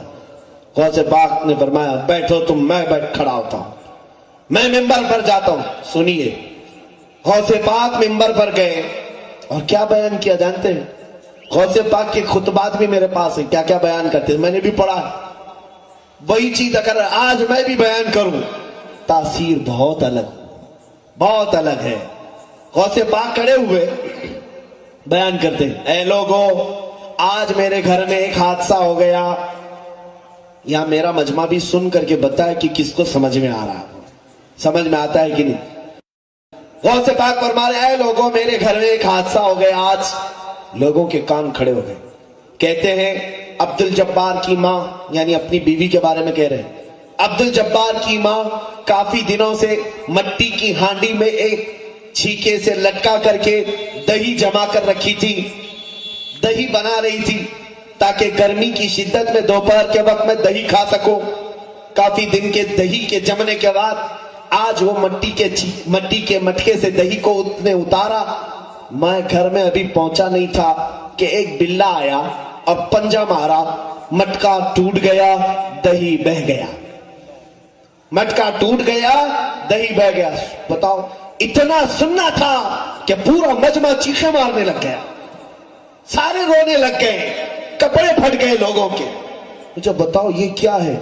دہی بہ گیا, مٹکا ٹوٹا, تو لوگ کیوں رو رہے ہیں؟ کیا ہے اس بیان میں ایسا؟ میرے عزیزوں, سننے والے بھی اہل اللہ ہوتے تھے, سننے والے بھی اہل اسرار میں سے ہوتے تھے. اس لیے کہ غوث پاک جو بیان کر رہے تھے وہ اپنے گھر کا قصہ نہیں, دہی ہانڈی کا مسئلہ نہیں تھا. در حقیقت وہ اشارے میں سمجھا رہے تھے, اے لوگوں, دنیا کی زندگی ایسی ہوتی ہے کہ انسان مال جمع کرتا ہے, اتنا جمع کر لیتا ہے کہ کھانے کا وقت آیا ہوتا ہے, اس سے پہلے ملک الموت آتا ہے, پنجہ مارتا ہے, روح لے کر چلا جاتا ہے. اللہ اکبر, اللہ اکبر, اللہ اکبر. یہ بیان کرنا چاہ رہے تھے غوث پاک. یہی ہوتا ہے, ہم جمع کرتے ہیں, صحت پر بات کر کے جمع کر لیا, دن رات کی ڈیوٹی کر کے پیسہ جمع کیا, کھانے کے وقت شوگر آ گئی, شکر بھی نہیں کھا پائے, بی پی آ گئی, نمک بھی چھوڑ دیا, ارے نگلنے کے لیے لقمے بھی نہیں جاتے, پھر وہ وقت بھی آ جاتا ہے, مال دھرا کا دھرا رہ گیا, ملک الموت ہماری روح لے کر چل پڑا. اللہ اکبر, اللہ. غوث الاعظم دستگیر کے اتنی سی بات میں اتنی تاثیر تھی کہ لوگ رونے لگ جاتے تھے. میرے عزیزوں, غوث پاک کی کرامات بے شمار ہیں, لیکن میں نے کرامات سے ضرب نظر کچھ وہ باتیں بتائی جو ہمارے لیے ضرورت. یہ تاثیر آتی کہاں سے؟ یہ زبان کی تاثیر کیسے آتی؟ یہ زبان کی تاثیر کیسے آئے گی؟ اولیاء کی زبان میں جو ہوتی. بابا جو بولتے تھے تاج الاولیاء, بولنے کی دیر نہیں ہوتی تھی کہ کام ہو جاتا تھا. کیا آپ نے نہیں سنا؟ ناگپور والے اگر تاج بابا کو نہ سنے ہو تو سب سے بڑی جہالت ہے, سب سے بڑی جہالت ہے. آپ جو فرماتے, حتیٰ کہ ایک عورت آئی, ایک صاحب ہیں, وہ کہتے ہیں میری بیوی بہت ہی بیمار ہوئی, لا علاج مرض میں مبتلا تھی. ڈاکٹروں نے کہا کہ جو کھائے کھلا دو پلا دو, ہو گیا اس کا ٹریٹمنٹ ختم ہو گیا. تو وہ صاحب کہتے ہیں میں اپنی کمزور عورت کو لے کر کے بابا کے پاس آیا. بابا نے دیکھا اور ان کی جو زبان ہوتی ہے ہو جی, آپ نے فرمایا ابھی نہیں مرتے, ٹھنڈے کھاتے, ٹھنڈے پیتے اور جیتے. واہ واہ واہ واہ, سبحان اللہ. اتنا فرمایا. وہ صاحب کہتے ہیں میں دیکھا میری بیوی بالکل صحت مند ہے اور اٹھی, کئی سال جی. بے شک. آپ کی زبان سے بھی نکلا, سارے اطباء نے کہا لا علاج ہے, اور اس کلندر کی زبان سے نکلا سارا علاج ہوا. واہ. زبان کی تاثیر آتی کیسے؟ ایک بات یاد رکھیں, زبان میں جو تاثیر آتی ہے, یہ اولیاء جو بولتے ہیں, جملے بولے اور اثر ہو جائے, ہم ہزار بولے کچھ نہ اثر ہو. حضرت نظام الدین اولیاء کی بارگاہ میں ایک صاحب آئے, کہا کہ حضور میری بیٹی کی شادی ہے, کچھ کر دیں. کہا جا کچھ پتھر ڈھیلا لے کے آ جا. کچھ ملے, وہ کہتے میں 3 ڈھیلے لے کے آیا, 1 ڈھیلا 2 ڈھیلے 3 ڈھیلے جو بھی لے آئے. محبوب الہی نظام الدین اولیاء نے 3 بار قل ہو اللہ پڑھا, اس پر دم کر دی, لے جا تیری بیٹی کی شادی کر. اور بھی ایسے جی. کہا میں ڈھیلے لیا تو دیکھا وہ سونا بنے ہوئے تھے. सोने के थे, बेचा तो इतना माल आया कि बड़ी शादी भी रचाई, घर भी खरीदा। लेकिन वो साहब कहते हैं नुस्खा तो मिल गया था, सामने देखा था 3 बार कुल वल्लाह तो पढ़ना है, घर में जाकर बहुत सारे ढेले जमा कर लिया और रात भर बैठ करके कुल वल्लाह कुल वल्लाह कुल वल्लाह पढ़ता रहा। 1000 बार हो गया, बार बार आंख खोल के देखे तो ढेला ही है। दूसरे दिन आया, कंफ्यूजन तो नहीं हो गया, सुनने में मुझे गलती तो नहीं हुई? पूछा बाबा महबूब इलाही से, मैं आया था आपके पास एक बार, आपने ढेले पर क्या पढ़ा था? कहा कुल वल्लाह पढ़ा था। कहा कितनी बार पढ़ा था आपने? कहा 3 बार। अजीब बात है, मैं 1000 बार पढ़ा, ढेला कुछ भी नहीं बदल रहा। महबूब इलाही ने फरमाया मत, तेरी जुबान और है मेरी जुबान और, तेरी जुबान अलग है मेरी जुबान अलग है। उसको एक मैं अकली मिसाल से अगर समझा दूं, अकल की आने वाली मिसाल, आप देखें बंदूक की गोली मुश्किल से 50 ग्राम की होती है, 100 ग्राम की समझ लें। देखा होगा या नहीं देखा होगा पता नहीं, आपने पीतल की हो तांबे की हो जिसकी भी हो, वो बंदूक की गोली 50 ग्राम की 100 ग्राम की लो हाथ में आप उठा करके देख ले, और वो हाथ में लेकर किसी को मारो, मर जाएगा आदमी? ज्यादा से ज्यादा थोड़ी चोट लगेगी, इतना ही होगा ना। लेकिन उसी गोली को बंदूक में रख के मारो, फिर तो वो जान से हाथ धो बैठेगा। तो मेरे हाथ की क्या गलती थी? बात यही की है कि बंदूक में वो कमाल है कि बारूद को वो आग बना डालती है, मेरे हाथ में वो चीज नहीं। इसी तरह हमारी जुबानें और हैं जो जुमले बोलती हैं, और उनकी जुबानों से जो जुमले निकलते हैं, कभी वो सोना बनाते कभी चांदी बनाते। जिंदाबाद जिंदाबाद। इसीलिए वो पत्थरों को भी देखा उन्होंने तो गौहरे नायाब बनाया, जाहिलों को देखा तो आलिम बाअमल बनाया, दुर्वेश फकीर को देखा तो अमीरो गनी बनाया, और फिर किसी आम को देखा तो विलायत के मकाम को भी पहुंचाया। अजीजान गिरामी, गौसुल आजम दस्तगीर रज़ियल्लाहु ताला अन्हु की ये जुबान की तासीर, औलिया की जुबान की तासीर, मैं ये कह रहा था कैसे आती है। मेरे आका सल्लल्लाहु अलैहि वसल्लम ने फरमाया है कि 2 चीजें तुम पाबंदी कर लो, तुम्हारी हर दुआ कबूल हो जाए। 2 चीजें, ये एक सहाबी को हुजूर ने तालीम दी। उन्होंने पूछा या रसूल अल्लाह कौन सी चीज आप बता दें?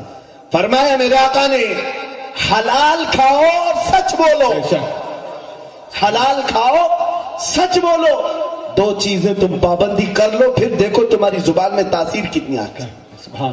जिस जुबान से हराम लुकमा चला गया हो, जुबान की तासीर खत्म। जिस जुबान पर झूठ, गाली गलौज, चुगली, गीबत, उसकी तासीर कहां से आएगी?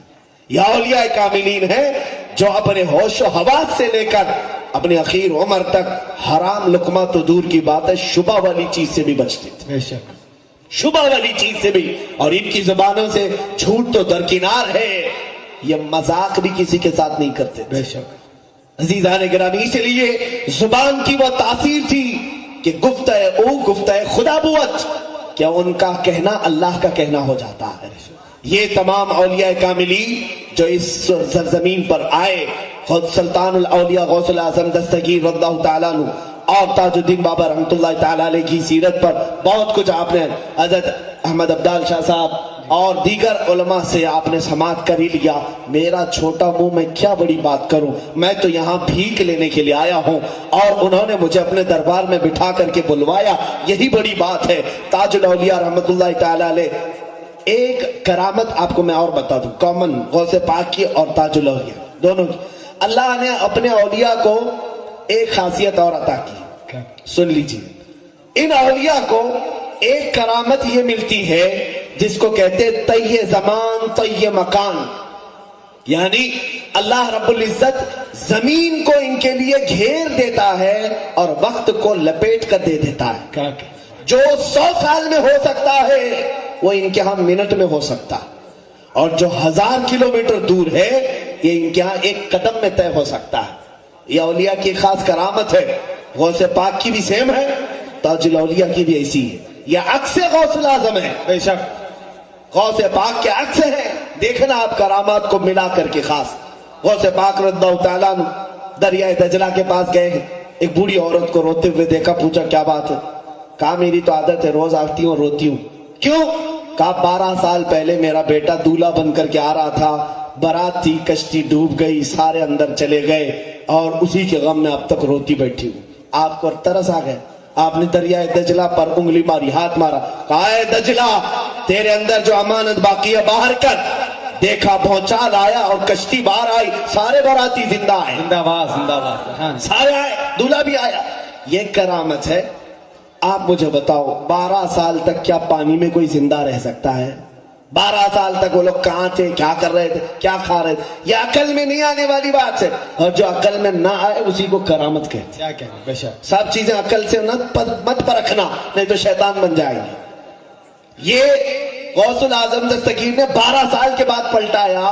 یہ دنیا کے لیے 12 سال ہیں، ہمارے لیے 12 سال ہیں، لیکن ان کشتی والوں کے لیے 1 منٹ بھی نہیں۔ یہ اولیاء کی زندگی ہے، کسی کے لیے وقت کو یہ طویل کر کے دکھائیں اور کسی کے لیے وقت کو گھیر کر دیتے۔ اسی طرح غوث پاک کی بارگاہ میں ایک صاحب آئے، وہ منکر تھے بہت سارے۔ سنیے، اولیاء نبی کے پرتو ہوتے ہیں کہ نہیں؟ انبیاء کے معجزات کو اپنی کرامات سے دکھاتے ہیں۔ غوث پاک رضی اللہ تعالیٰ عنہ بیان کر رہے تھے نبی کونین صلی اللہ علیہ وسلم کے معراج کا واقعہ۔ معراج بیان کرے، میرے آقا بستر پر سوئے تھے، جبرائیل آئے، اٹھائے، لے گئے، حرم میں لے گئے، وہاں سے مسجد اقصیٰ گئے، مسجد اقصیٰ سے پہلے آسمان، دوسرا، تیسرا، چوتھا، پانچواں، چھٹا، ساتواں، عرش دیکھا، کرسی دیکھا، لوح دیکھا، قلم دیکھا، رب سے ملاقات کی، جنت، دوزخ۔ اس کے بعد واپس آئے، ابھی بستر گرم تھا، منٹ بھی نہیں گزرا ہوگا نا، مجھے بیان کرنے میں پتہ نہیں کتنا ٹائم لگ جائے گا معراج کا واقعہ، لیکن حضور کو صبر کرنے میں بھی وقت نہیں لگا۔ یہ سارے علماء سے آپ سنتے ہیں۔ اب مجھے بتائیے، اس کو پھر میں کبھی معراج کے واقعے پر سنا دوں یا سن لینا، لیکن اب غوث پاک بیان کر رہے ہیں۔ مجلس میں کچھ تو ہوتے ہیں جو سر پھرے ہوتے ہیں اور یہ کہتے ہیں یہ تو ان لوگوں کی بکواس ہے، یہ افواہ ہے، بڑا چڑھا کر کے بول دیتے ہیں۔ وہ مجمع میں بیٹھا تھا ایک صاحب اور وہ اٹھ کر کے چلا گیا۔ یہ مولانا لوگوں کی باتیں ہیں، اتنا لمبا سفر اتنے چھوٹے وقت میں ہو کیسے سکتا کہ نبی یہاں سے گئے، مسجد اقصیٰ کتنی دور ہے، آسمانوں کا سفر کیے، یہ کہہ رہے بستر بھی گرم تھا، رات بھی ختم نہیں ہوئی تھی، واپس آ گئے، ایسا کیسے ہو سکتا ہے؟ اٹھ کر کے مجلس چھوڑ کے چلے گئے، گھر آئے، گھر آ کر کے بیوی سے کہا کیا بنا رہی ہو؟ کہا کچھ لے کر کے آئے آپ، بنا دے توں۔ مچھلی لایا اور دے دیا۔ سنا ہم نے کہ وہ صاحب گئے نہانے کے لیے، دریا میں غوطہ لگایا، ڈوب گئے، چلے گئے۔ کافی دیر کے بعد دوسری طرف نمودار ہوئے تو اپنی شکل دیکھ رہے، خوبصورت عورت بن گیا، عورت بن گیا۔ یہاں تک کہ اس طرف سے کسی ایک امیر زادے کا گزر ہو رہا تھا، وہ عاشق ہو گیا، لے لیا، اٹھا لیا، لے جا کر کے شادی رچا لیا، گھر میں رہ بھی لیا، بچہ بھی ہو گیا۔ اور وہ کہتے ہیں 1 2 نہیں، کئی بچے ہو گئے۔ زمانہ بیت گیا، تقریباً 13 بچوں کا ذکر کر رہے ہیں۔ ایک زمانہ آیا، اس کو تو معلوم ہے میں کیا تھا اور کیا بناؤں، دوسروں کو معلوم ہو یا نہ ہو۔ نہانے کے لیے آیا، پھر غوطہ لگایا، ڈوب گیا۔ پھر ادھر دوسری طرف نکلا تو دیکھا میں صحیح سلامت آدمی، کچھ بھی نہیں۔ توبہ کیا کہ بڑی مصیبت ٹل گئی، پتہ نہیں میرے ساتھ کیا کیا ہو گیا ہے۔ واپس آیا ڈر کر کے، پتہ نہیں میرا گھر کیا ہو گیا ہوگا، کتنے سال میں وہاں لڑکی بن کر رہا، شہزادی بن کر رہا، اور پھر اب میں اپنے گھر جاؤں، میری بیوی پتہ نہیں کہاں چلی گئی ہوگی۔ دوڑتے دوڑتے آیا، اپنے گھر کو دیکھا تو گھر سلامت تھا، دروازہ کھٹکھٹایا اور اندر آیا تو دیکھا اس کی بیوی موجود تھی اور مچھلی ابھی صاف کر رہی ہے، مچھلی صاف کر رہی ہے جو دے کے گیا تھا۔ کہا کیا کر رہی ہے یہ مچھلی، کیا کر رہی؟ کہا ابھی تو دے کر گئے تھے، اتنی جلدی مچھلی کیسے بنے گی؟ اللہ اللہ اللہ، اللہ اکبر۔ وہ سمجھ گیا کہ میں کہاں سے کہاں جا کے آیا، بچے بھی ہو گئے اور یہ مچھلی صاف کر رہی ہے ابھی۔ اور بیوی نے کہا ابھی تو دے کے گئے تھے، اتنی جلدی کیسے بنے گی؟ دوڑتا ہوا گیا غوث پاک کے مجمع میں، دیکھا تو ابھی غوث پاک کا خطبہ چل ہی رہا تھا۔ اللہ اکبر، اللہ اکبر۔ غوث پاک ابھی معراج کا واقعہ بیان کر ہی رہے تھے، جلدی سے مجمع میں بیٹھ گیا۔ جو منکر ہو کر کے اٹھا تھا مجلس سے، کہ اتنا لمبا واقعہ کیسے ہو سکتا ہے. اتنا سب دیکھ کر کے آیا غوث پاک کے مجمع میں. ابھی خطاب چل ہی رہا ہے, مجمع میں بیٹھ گیا.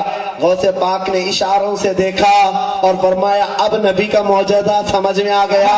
واہ واہ واہ, زندہ باد زندہ. یہ اولیاء ہیں جو اپنی کرامات سے سمجھا دیتے ہیں. اسی طرح کی باتیں ہم نے تاج الاولیاء کی بھی پڑھی.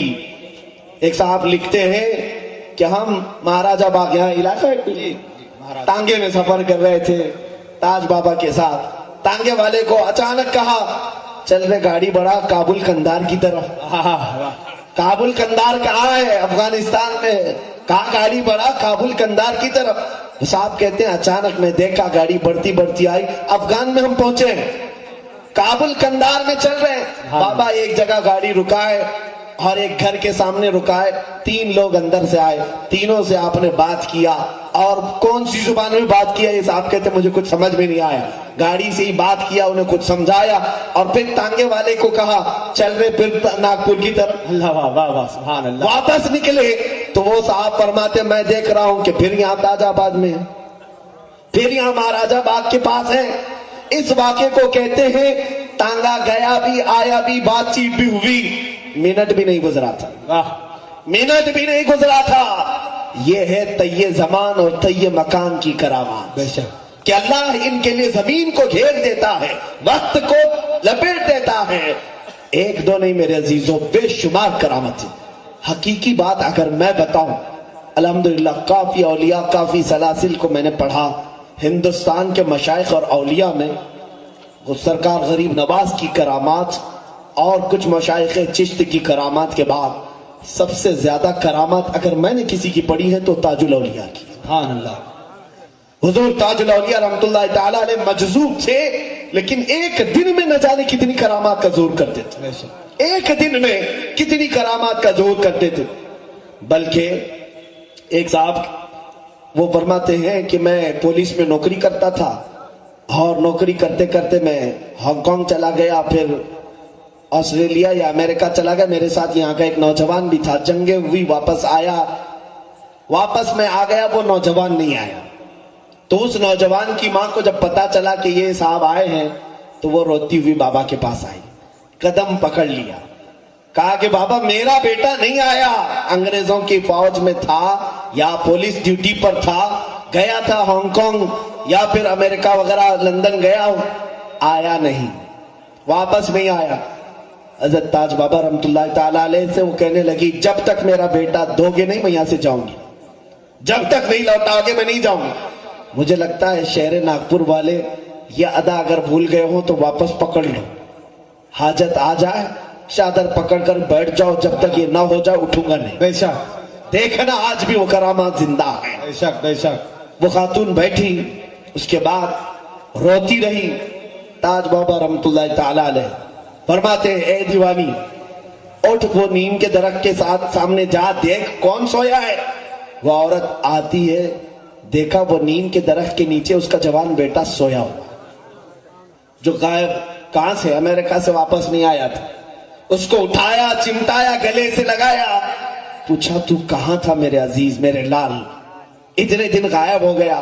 وہ لڑکا کہنے لگا ماں جنگ میں شریک ہوا تھا, ہانگ کانگ کی جنگ کے بعد میں جرمنی چلا گیا. میں نے سوچا کہ وہاں کچھ دن گزار لوں. ہوٹل میں وہاں پر کچھ کھا رہا تھا, ایک بزرگ آئے اور وہ بزرگ کلندر صفت سے مجھے ایک تماچا مارا اور کہا اے لڑکے تو یہاں عیاشی کر رہا ہے, تیری ماں وہاں تیرے گھر پر رو رہی ہے. میں ڈر گیا, یہ بابا یہاں جرمنی میں کہاں سے آئے, کون بابا ہے. تو میں نے کہا کہ میری ماں رو رہی ہے, میں کیسے جاؤں, ابھی اتنی جلدی کیسے جا سکتا ہوں. تو انہوں نے میرے پیٹھ پر مارا تو میری آنکھ بند ہو گئی اور مجھے غشی آ گئی. اب میں اٹھاؤں تو دیکھ رہا ہوں یہ درخت ہے اور تم میرے سامنے کھڑی ہو. وہ خاتون کہتی ہے چل میں تجھے دکھاؤں کون بابا جرمنی میں آیا تھا. ہاتھ پکڑ کر کے لائی تاج بابا رحمت اللہ علیہ کے دربار میں. وہ لڑکا چیخ پڑا, ہاں یہی تو وہاں پر آئے تھے, وہاں سے لائے. یہ اولیاء ہے پل بھر میں. اسی لیے میں نے کہا جہاں میں اہل ایمان مثل خورشید جیتے ہیں, ادھر ڈوبے ادھر نکلے, ادھر ڈوبے ادھر نکلے. ان کی صفات ہے میرے عزیزوں. اولیاء کاملین کی ان زندگیوں کے بعد ایک میسج میں اب دینا چاہوں گا, وقت شاید کافی ہو گیا ہے. میں سمیٹ کر کے سلطان الاولیاء غوث العظم دستگیر رضی اللہ تعالیٰ عنہ اور تاج الاولیاء کے ان فیوز سے برکتیں حاصل کرتے ہوئے, اے حاضرین بزم, علماء, ہم سب آج کی ہماری ذمہ داری یہ ہے کہ ان کی شان میں اللہ نے ایک جملہ فرمایا قرآن, لا خوف علیہم ولا هم يحزنون. بار بار سنتے ہیں نا آیت آپ, الا ان اولیاء اللہ لا خوف علیہم ولا هم يحزنون. بے شک خبردار, اللہ کے ولیوں کو نہ دنیا میں کسی کا خوف ہوتا ہے نہ آخرت میں کوئی غم ہوتا ہے. کوئی خوف نہیں ہوتا. کیوں نہیں ہوتا ان کو خوف؟ سوچا آپ نے کبھی کیوں نہیں ان کو خوف ہوتا ہے؟ ایک بات یاد رکھیں, بیٹا جب تک باپ کے ساتھ رہتا ہے چھوٹے میں, اور باپ آس پاس ہے, ماں آس پاس ہے, بچہ کسی سے نہیں ڈرتا. باپ جہاں چھوٹا, ماں جہاں چھوٹی, بچہ بازار میں رونے لگ جاتا ہے. ہوتا ہے کہ بچپن میں ہم بھی کہیں چھوٹ گئے تو دھاڑے مار مار کر روتے تھے, پتہ نہیں کون پکڑے گا, کیا کرے گا. ہمارے ماں باپ تھوڑی دیر کے لیے بھی چھوٹ گئے, جب بڑے ہم سے چھوٹ جائیں ہم روتے ہیں, ہر چیز سے روتے. سنو آج یہ اولیاء کسی سے, یہ بلا تشبیہ بلا تمثیل, اولیاء کاملین ان کی زبان پر ہمیشہ ایک نعرہ رہتا تھا, اللہ اکبر, اللہ سب سے بڑا ہے, اللہ سب سے بڑا ہے. اور جس نے اس کو سب سے بڑا سمجھا, اور جب تک اس کی نگاہ عنایت کے سامنے ہے, ان کے تصورات میں یہ ہوتا سب سے بڑا جو ہے, میں اس کی نظروں کے سامنے چل رہا ہوں, وہ مجھے دیکھ رہا ہے. جب بڑا ساتھ ہو تو پھر دنیا میں کسی کا ڈر نہیں ہوتا. جیسے بچہ نہیں ڈرتا, اور جہاں بڑے کو چھوڑ دیا ہر چیز سے ڈر لگتا ہے, پھر ہر چیز سے خوف ہوتا ہے. آج ہم ڈرے اسی لیے ہیں, کہتے ہیں مسجدوں میں اللہ اکبر, باہر آ کر کے پھر پتہ نہیں کسی کو اور کو بڑا مان لیتے ہیں. میرے عزیزوں, ایک بات یاد رکھنا, یہ لفظ ایسا ہے کہ جس دن ہم اپنے ماں کے پیٹ سے آئے تھے دنیا میں, سب سے پہلا لفظ ہمارے کانوں میں اللہ اکبر یہی کہا گیا تھا. آپ کو بھی اذان دی گئی ہوگی, ہمیں بھی اذان دی گئی. سب سے پہلا جملہ بھی یہ سکھایا گیا ہے, اللہ اکبر, اللہ سب سے بڑا ہے. کیوں؟ اسی دن تمہیں مسلمانوں کو یہ باور کرایا جاتا ہے, اے بچے آنے والے, کسی اور کو بڑا مت سمجھنا, کسی کا خوف نہ رکھنا, اس لیے کہ اللہ سب سے بڑا ہے, اللہ سب سے بڑا ہے. لیکن ہوش آتے ہی بچہ بھول جاتا ہے. اگر وہ اللہ اکبر کی گونج اس کی زندگی بھر جاری رہی, کبھی اسے کسی کا خوف نہیں آئے گا. دیکھنا ہماری زندگی اللہ اکبر سے شروع ہوتی ہے, اور جنازے پر بھی امام سب سے پہلے اللہ اکبر ہی کہتا ہے. ہمارے جنازے پر اللہ اکبر کہہ کر کے ہی تکبیر باندھی جاتی ہے. دونوں زندگی کی شروعات اور زندگی کا اختتام اللہ اکبر پر ہے. یہ میں سمجھانا چاہتا ہوں, آج کسی اور کو بڑا نہ سمجھو. نشے میں چور اگر 5 سال کے لیے کوئی تخت مل گیا ہو کسی کو, وہ فرعون ہو سکتا ہے لیکن اللہ نہیں ہو سکتا. نمرود ہو سکتا ہے لیکن خدا نہیں ہو سکتا. یاد رکھو, ہم اللہ اکبر کہنے والے ہیں. ارے ہمارے درمیان مغل بادشاہوں میں سے نام کا اکبر آیا تو ہم اسے اکبر نہیں کہتے. تو اگر تم تو پورے پیدائشی نمرود نظر آتے ہو, ہم کیسے تمہیں اکبر مان لیں؟ ہم کیسے اکبر مان لیں؟ ایک بات یاد رکھیں, مسلمان پیدائش سے لے کر موت تک اللہ کو اکبر کہتا ہے, اکبر. اور اتنا ہی نہیں, بچے کو کیوں یہ اذان سنائی گئی تھی؟ بتایا آپ کو کیوں؟ جب پیدا ہوئے تھے آپ, کیوں اذان سنائی گئی تھی؟ اس لیے کہ اے بچے, ابھی سے عادت ڈال لے, ہر دن تجھے 5 بار یہ پکارا جائے گا. 5 بار اذانوں میں مؤذن پکارے گا, تاکہ تجھے اس آواز سے وحشت نہ ہو, تجھے لگے کہ یہ تو وہی آواز ہے جو پہلے دن میں نے سنا تھا. سبحان اللہ, بے شک یہ تو وہی آواز ہے. میں ان لوگوں سے کہتا ہوں جو اذانیں سن کر کے بھی غافل ہیں, اے نادانو, تم اپنی پیدائشی آواز کو سن کر غافل ہو. پیدائشی آواز ہے تمہاری, جس دن پیدا ہوئے تھے اس دن کی آواز ہے. اس اذان کا احترام کرو. جیسے پکارا جائے یہ سوچو میرے مولا نے مجھے بلایا, جلدی جانا ہے. جہاں بیوی بلاتی ہے تو دکان بند کر کے جاتے ہو, کوئی سیٹھ بلائے تو کام چھوڑ کے بھاگتے ہو.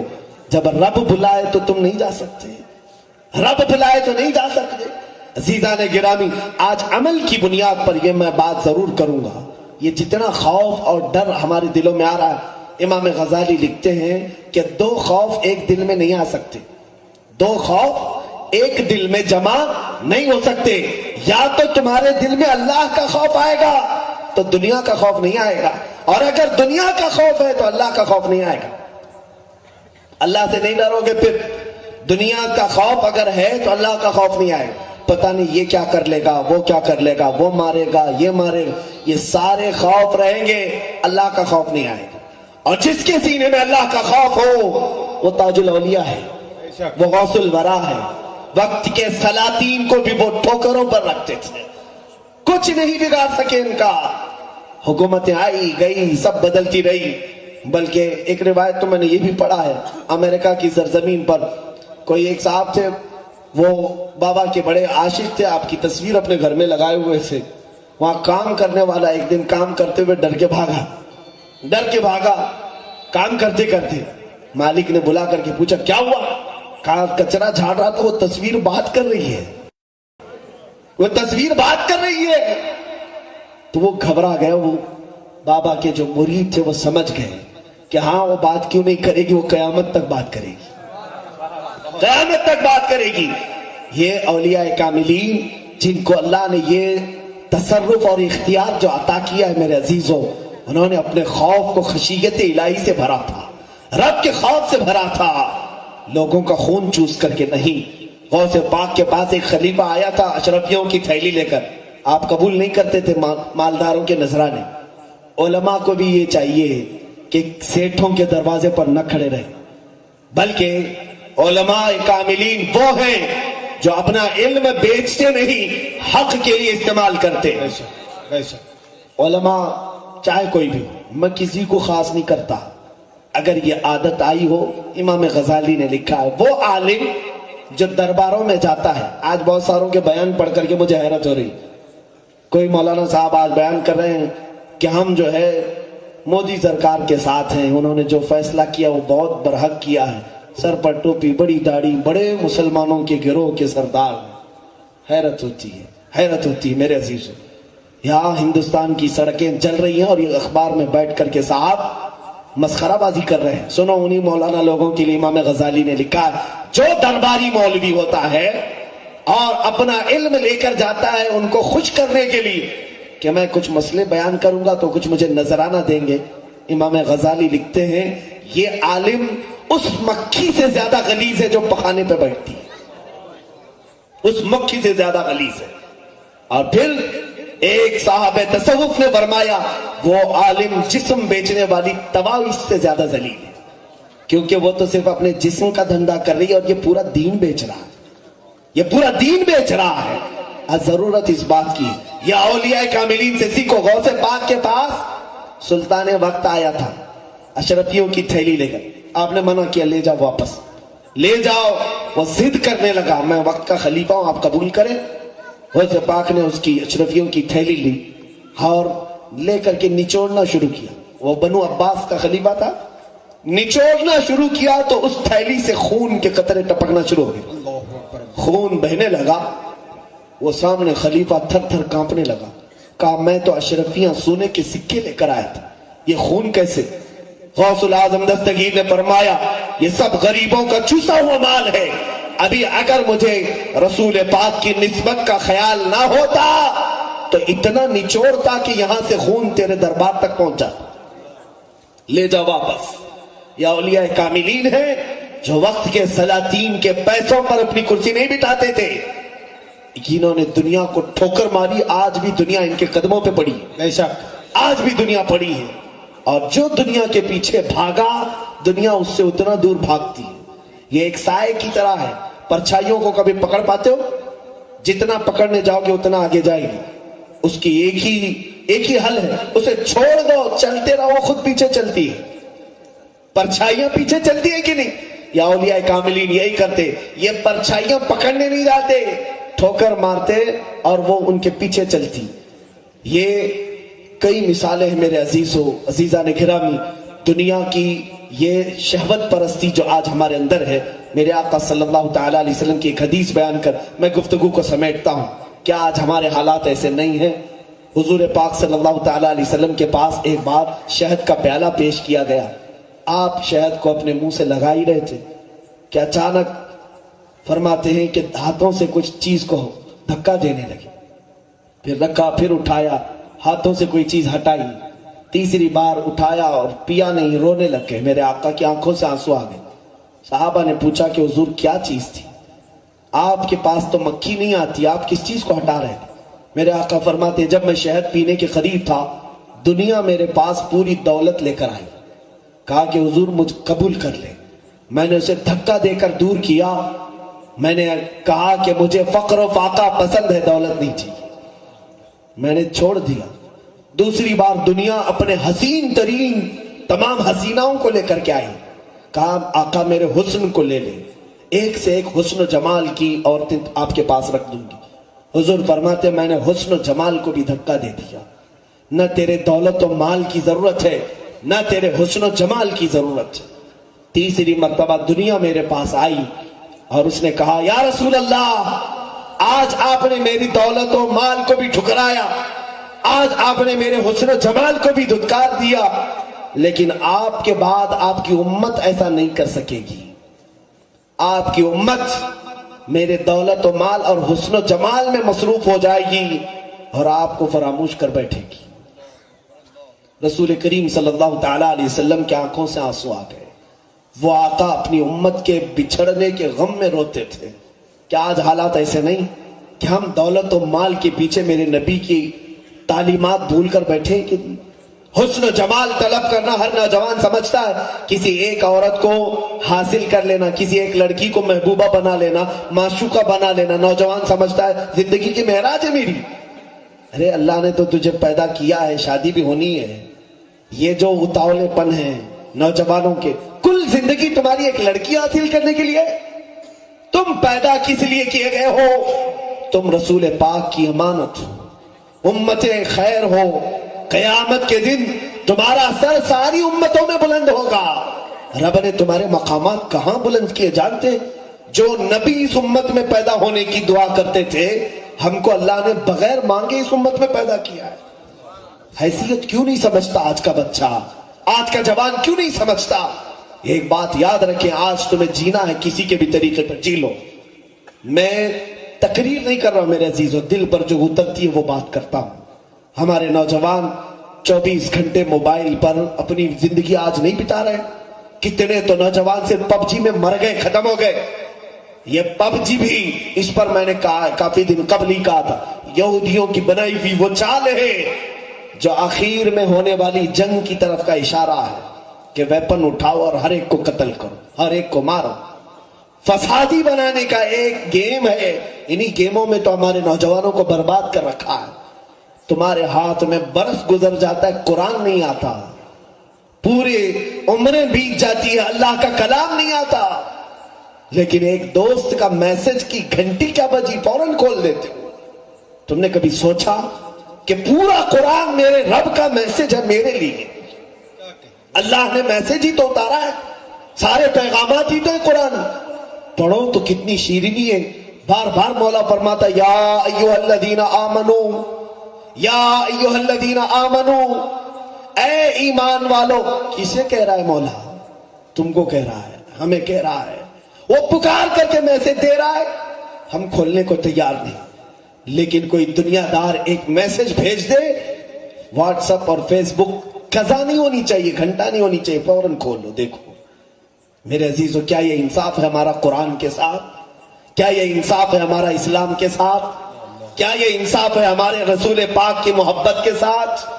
وہ رسول کوئی رات ایسی نہیں گزارے جس میں اپنی امت کو یاد نہ کیا ہو. ماں عائشہ صدیقہ فرماتی ہے رات کو میرے بستر پر ہوتے. حضرت عائشہ فرماتی ہے اس سے زیادہ عزیز لمحہ میرے لیے کوئی اور نہیں ہوتا جب میرے آقا میرے بستر پر ہوتے تھے. لیکن میرا بستر رات کو چھوڑ کر اڑ جاتے تھے, باہر چلے جاتے اور رونے لگ جاتے تھے, کھڑے ہو جاتے. میں پوچھتی آقا کس لیے آپ اتنا روتے؟ آپ بخشے ہوئے ہیں, جنت آپ کے ہاتھ میں ہے. میرے آقا فرماتے عائشہ میں اپنی امت کے لیے روتا ہوں, میرے بعد آنے والی امت وہ مجھے نہیں جانتی. بدعملی کے ذریعے سے کہیں وہ دوزخ میں نہ چلی جائے.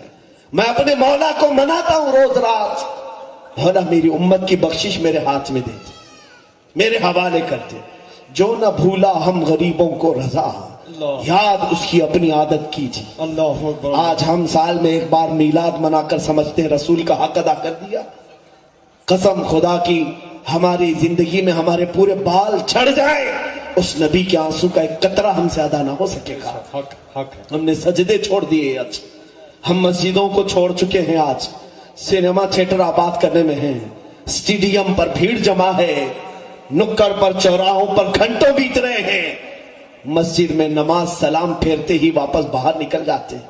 क्या का इंसाफ है मेरे अजीज।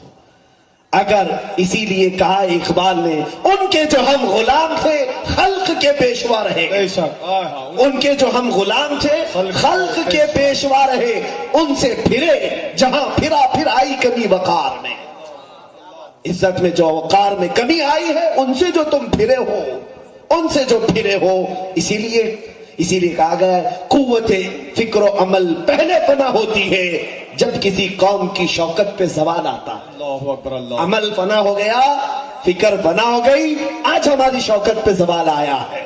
मैं आज अमल की दावत जरूर दूंगा। नमाजों की पाबंदी किए बगैर, इल्म हासिल किए बगैर हमारे सिर्फ चेहरे मुसलमान नहीं होते, सिर्फ बड़े का खाने से मुसलमान नहीं होता, सिर्फ हमारा नाम रख लेने से मुसलमान नहीं होता। मैं एक बात कह करके जाऊंगा, सख्त जरूर है, लेकिन मैं समझता हूं मेरा सिर्फ एक ही मकसद है, वाज़ेह तौर पर याद रखें। मैं पेशावर मुकर्रिर नहीं, मैं पेशावर मुकर्रिर, मेरा पेशा नहीं है तकरीर। मैं जिम्मेदारों से भी, सबसे भी ये कहूंगा, मैं नजर आने वाला मुकर्रिर नहीं। अल्हम्दुलिल्लाह मेरे रब ने जो मुझे अता किया वो बहुत है। मैं ताजुल औलिया का फैज लेने आया हूं। मुझे मेरी तकरीर के एवज में कोई चीज यहां लेने नहीं है, लेकिन एक बात याद रख जाओ, अगर मेरी एक बात इस मजमे में से एक भी अमल कर ले, वो मेरे लिए सबसे बड़ा नजराना है। अल्लाह बेशक सबसे बड़ा नजराना है।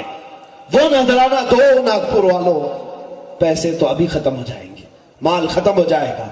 मेरे आका सल्लल्लाहु अलैहि वसल्लम की सीरत तैयबा को छोड़कर अगर कोई यहाँ जीता है, सुनो मुसलमानों, तुम्हें आज एक्टरों के चेहरे अच्छे लगते हैं, फिल्मी हीरोओं के बाल के स्टाइल अच्छे लगते हैं, उनके कपड़ों के स्टाइल तुम्हें अच्छे लगते हैं। हमारे नौजवान नंगे होकर घूमना पसंद कर रहे हैं, कपड़े फाड़ कर, यहाँ बाली पहना, यहाँ बंगड़ियां पहना, यही सब तौर तरीके मुसलमानों के हैं।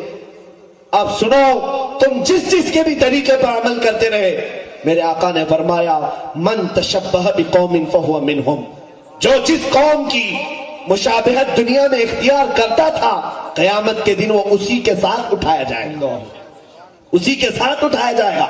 अलमरउ मअ मन अहब, आदमी दुनिया में जिससे मोहब्बत करता है उसी के साथ उठाया जाएगा। अगर तुम ताजुल औलिया से मोहब्बत करते हो, फख्र करो, उन्हीं के साथ कयामत में उठोगे।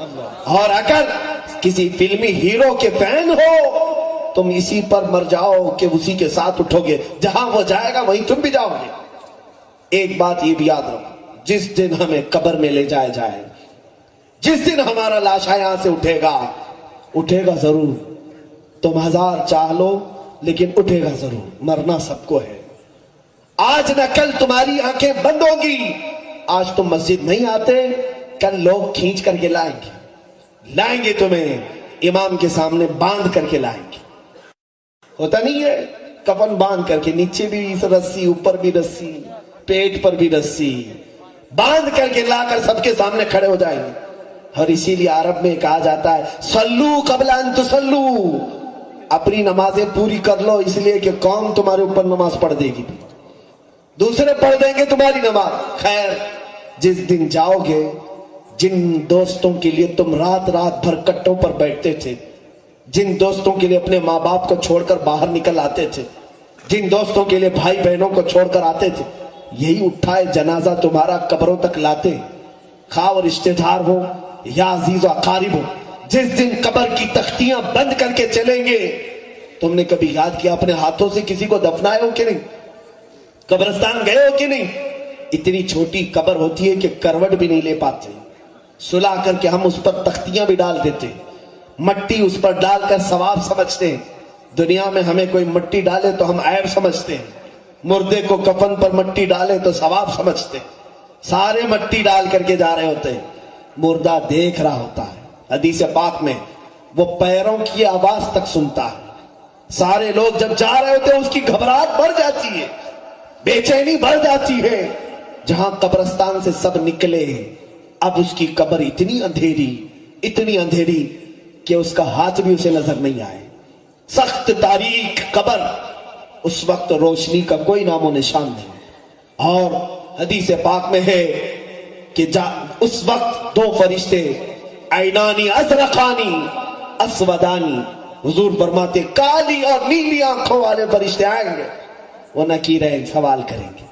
लेकिन उस वक्त एक वाकया और होता है, हदीसों में बयान किया गया, जिस भी मोमिन को कब्र में दफनाया जाएगा, मुसलमान को, उसके सिराने के पास रसूल करीम सल्लल्लाहु अलैहि वसल्लम तशरीफ लाते हैं, मेरे आका आते। जब वो आएंगे तो कब्र रोशन तो होना ही है। लेकिन सुनो, जब फरिश्ते पूछेंगे तेरा रब कौन है, तुम जवाब क्या दोगे? मेरा रब अल्लाह है। पूछेंगे तेरा दीन क्या है, तुम कहोगे मेरा दीन इस्लाम है। तीसरा सवाल सख्त है, आप 1000 रट्टा मार लो, मौत के बाद ये 3 सवाल भी भूल जाएंगे। क्या ये हैरत नहीं है? इम्तिहान का पर्चा अगर लीक हो जाए तो क्या एग्जाम होता है? किसी भी कॉलेज, किसी भी स्कूल में पहले से क्वेश्चन बताया जाता है, लेकिन ये कब्र का इम्तिहान कैसे पहले से सवालात बताए हैं, सबको जवाब भी बता के दे दिया गया, फिर इम्तिहान कैसा है? मैं खुद सोचता था, सवालात भी हमको मालूम, जवाबात भी हमको मालूम, फिर ये इम्तिहान कैसा कब्र का? जो सवाल भी मालूम हो, जवाब भी मालूम, उसको इम्तिहान कैसे? हाँ, बुजुर्गों ने फरमाया इम्तिहान इसलिए कि जैसे ही तुम मर जाते हो तुम्हारी पूरी मेमोरी खत्म कर दी जाती, सब भूल जाओगे दुनिया में, पावर खत्म। वहां नए सिरे से जिसे अल्लाह चाहे उसी की जुबान खुलेगी, उसी को याद आएंगे जवाब। खैर, तीसरा जवाब सख्त होगा, मा कुंत तकुलु फी हक़्क़ि हाज़ा रजुल। फरिश्ते पूछेंगे इस शख्सियत के बारे में तू दुनिया में क्या कहता था? सुने होंगे ना आप उलमा से 3 सवालात, इस शख्सियत के बारे में क्या कहता था दुनिया में? तुम यही कहोगे हादा मुहम्मदुन रसूलुल्लाह, ये मोहम्मद सल्लल्लाहु अलैहि वसल्लम अल्लाह के रसूल है। लेकिन फुक़हा इकराम और बाज़ उलमा इस्लाम ने लिखा है कि रसूल करीम सल्लल्लाहु अलैहि वसल्लम उस वक्त कब्र में होंगे जिस वक्त तीसरा सवाल फरिश्ते कर रहे होंगे, और तुम अगर नबी की तरफ देखोगे, देख करके बताना चाहोगे, मेरे आका अपना चेहरा फेर लेंगे, फरमाएंगे खबरदार मेरी तरफ मत देखना, इसलिए कि दुनिया में तुझे मेरा चेहरा पसंद नहीं था, तुझे दुनिया में मेरे तरीके पसंद नहीं थे, आज किस नजर से तू मुझे देख रहा है? सोचो मेरे अजीजों, अगर वो भी कब्र में बोल दे, जा जिससे तू ज्यादा मोहब्बत करता था आज उसी को पुकार ले, किसको पुकारोगे? किसको पुकारोगे? इसीलिए इमाम अहले सुन्नत ने कहा आज ले उनकी पनाह, आज मदद मांग, आज ले उनकी पनाह, आज मदद मांग उनसे, फिर न मानेंगे कयामत में अगर मान गए, वहां तो सब मानेंगे। आज मान लो, अमल के मैदान में आओ मेरे अजीज बच्चों, जवानों, तुम्हारे ये तौर तरीके नहीं है, आज दुनिया को फिर से दहला सकते हो इश्क़ मोहम्मदिया से, मोहब्बत रसूल से। इसलिए कि हमारी तारीख गवाह है कि अगर एक बच्चा भी निकला है वो पूरा सिंध फतह करके निकला है, अगर एक तारिक बिन जियाद अरब से निकला तो पूरा स्पेन उसके कदमों में आया, मोहम्मद बिन कासिम अरब से आया, पूरा सिंध उसके कदमों में आया। ये वो नौजवान थे जिन्होंने अपनी जिंदगी मेरे आका की मोहब्बत में फना कर दी थी। उनका चलना सुन्नत पर था, बैठना सुन्नत पर था, उनका खाना पीना ओढ़ना सोना सब रसूल के अक़दार पर था। इसीलिए दुनिया ने उनको देखा तो यही कहा मोहम्मद के गुलाम ऐसे हैं तो आका का हाल क्या होगा। आज हमें देख करके कौन हमारे नबी को पहचाने, कौन पहचाने? इसीलिए कुछ तो अपना ऐसा बनाओ ताकि हम अपने नबी के पहचान का जरिया तो बन सके, दूसरे हमें देखें, मेरे आका की सच्चाई की कसम खाएं। अमानत में सच्चे हो, बात में सच्चे हो जाओ, अमल में पक्के हो जाओ। आज मुझे फख्र है इस बात का कि एक 3 औलिया की सीरत पर मैं यहाँ बैठा हूँ, गौसुल वरा, ताजुल वरा और हजरत बायजीद रहमतुल्लाह ताला अलैह जिन्होंने 80 साल मुसल्ले पे गुजारे हैं, ये वो लोग हैं जिनको न तिजारत अपनी तरफ खींच पाई, न दुनिया अपनी तरफ बुला पाई। इसलिए नहीं बुला पाई, किसी के हुस्न ने इनको धोखा नहीं दिया, किसी के जमाल ने इनको खरीदा नहीं, न ये किसी औरत न किसी बांदी की तरफ गए। क्यों नहीं गए? इसलिए कि इनकी निगाहों में जमाले मुस्तफा बसा था, जमाले मुस्तफा बसा था।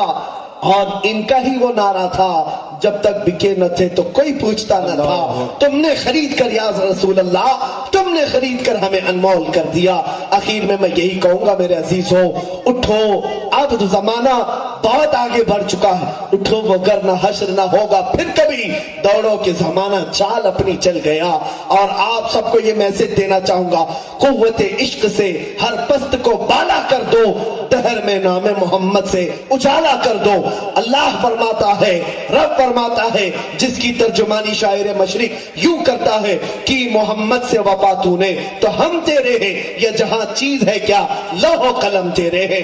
मेरे अजीजों, आज तुम्हारी जुबानों में अल्लाह वही ताकत देगा, वही कुव्वत देगा।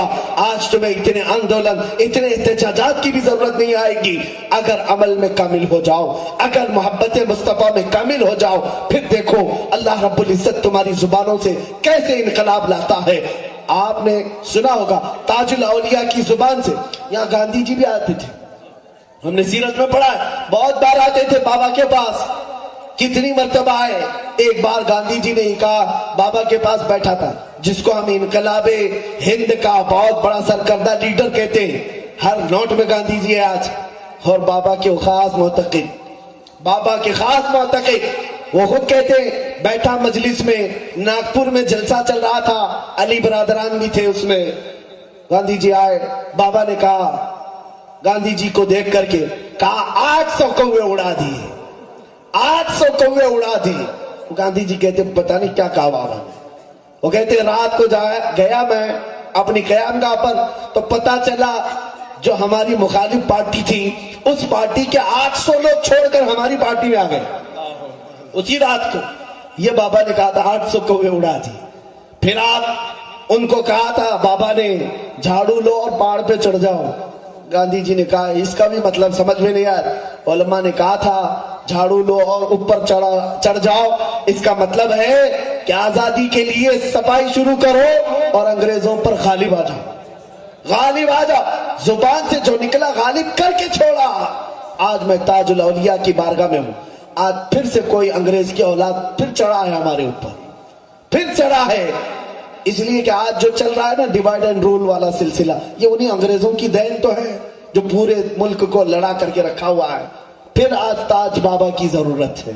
जुबान से एक बार बाबा कह दो कि तुम फिर चढ़ जाओ पहाड़ पर, हम चढ़ जाएंगे इंशाअल्लाह और गालिब आ जाएंगे। अजीजान गिरामी वक़ात, आज जमाने की जरूरत है। फिर किसी वक्त मौका, मैं बड़ी माजरत, इतनी बड़ी शख्सियतों को मैंने थकाया है, उलमा को यहाँ बिठाया है, बुजुर्गों को यहाँ पर पकाया है, मैं माजरत चाहूंगा, लेकिन बातें औलिया की चल रही थी। हर बात इंशाअल्लाह अज़ीज़ अल्लाह रब्बुल इज्जत उसका अजर जरूर देगा, इन औलिया की निस्बत जरूर अता करेगा। आखिर में इतना ही कहूंगा, इन निस्बतों के बगैर अगर जियोगे तो उनको आवारा कुत्ते कहा जाएगा। इन निस्बतों को अगर गले में रखे रहोगे तो दुनिया भी तुम्हें हाथ लगाने से भी डरेगी, हाथ लगाने से भी डरेगी। अपने गले में किसी न किसी वली की गुलामी का पट्टा डाल कर रहो, जिसको इमाम अहले सुन्नत ने कहा है, गौसियत माआब की निस्बत तुझसे दर, दर से सग और सग से है मुझको निस्बत। मेरी गर्दन में भी है दूर का पट्टा तेरा, इस निशानी के जो सग है नहीं मारे जाते, हश्र तक मेरे गले में रहे पट्टा तेरा। मैं तो यहाँ यही दुआ करूंगा, या ताजुद्दीन वल मिल्लती व शरीयत व तरीका। वो सिर्फ दीन के ताज नहीं, मिल्लत का भी ताज है, शरीयत का भी ताज है, तरीकत का भी ताज है। मैं अपनी रूह को सरबस्ता यही कहना चाहूंगा हाजिर करके, या ताजुद्दीन वल मिल्लती व शरीयत व तरीकती, हश्र तक मेरे गले में भी रहे ताजी पट्टा तेरा। व आखिर दावाना अल्हम्दुलिल्लाह रब्बिल आलमीन।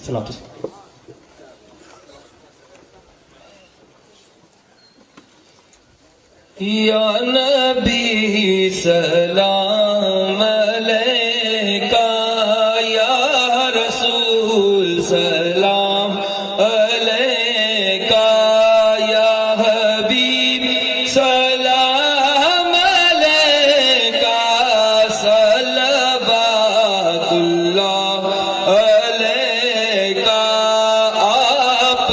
سلطان مدینہ محبت وحی سکینہ نور سے معمور سینہ مشک سے بہتر پسینہ یا نبی سلام علیکہ یا رسول سلام علیکہ یا حبیب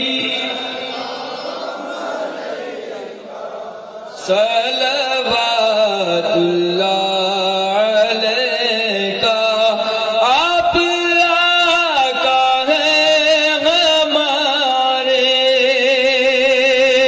ہم غلام ہیں تمہارے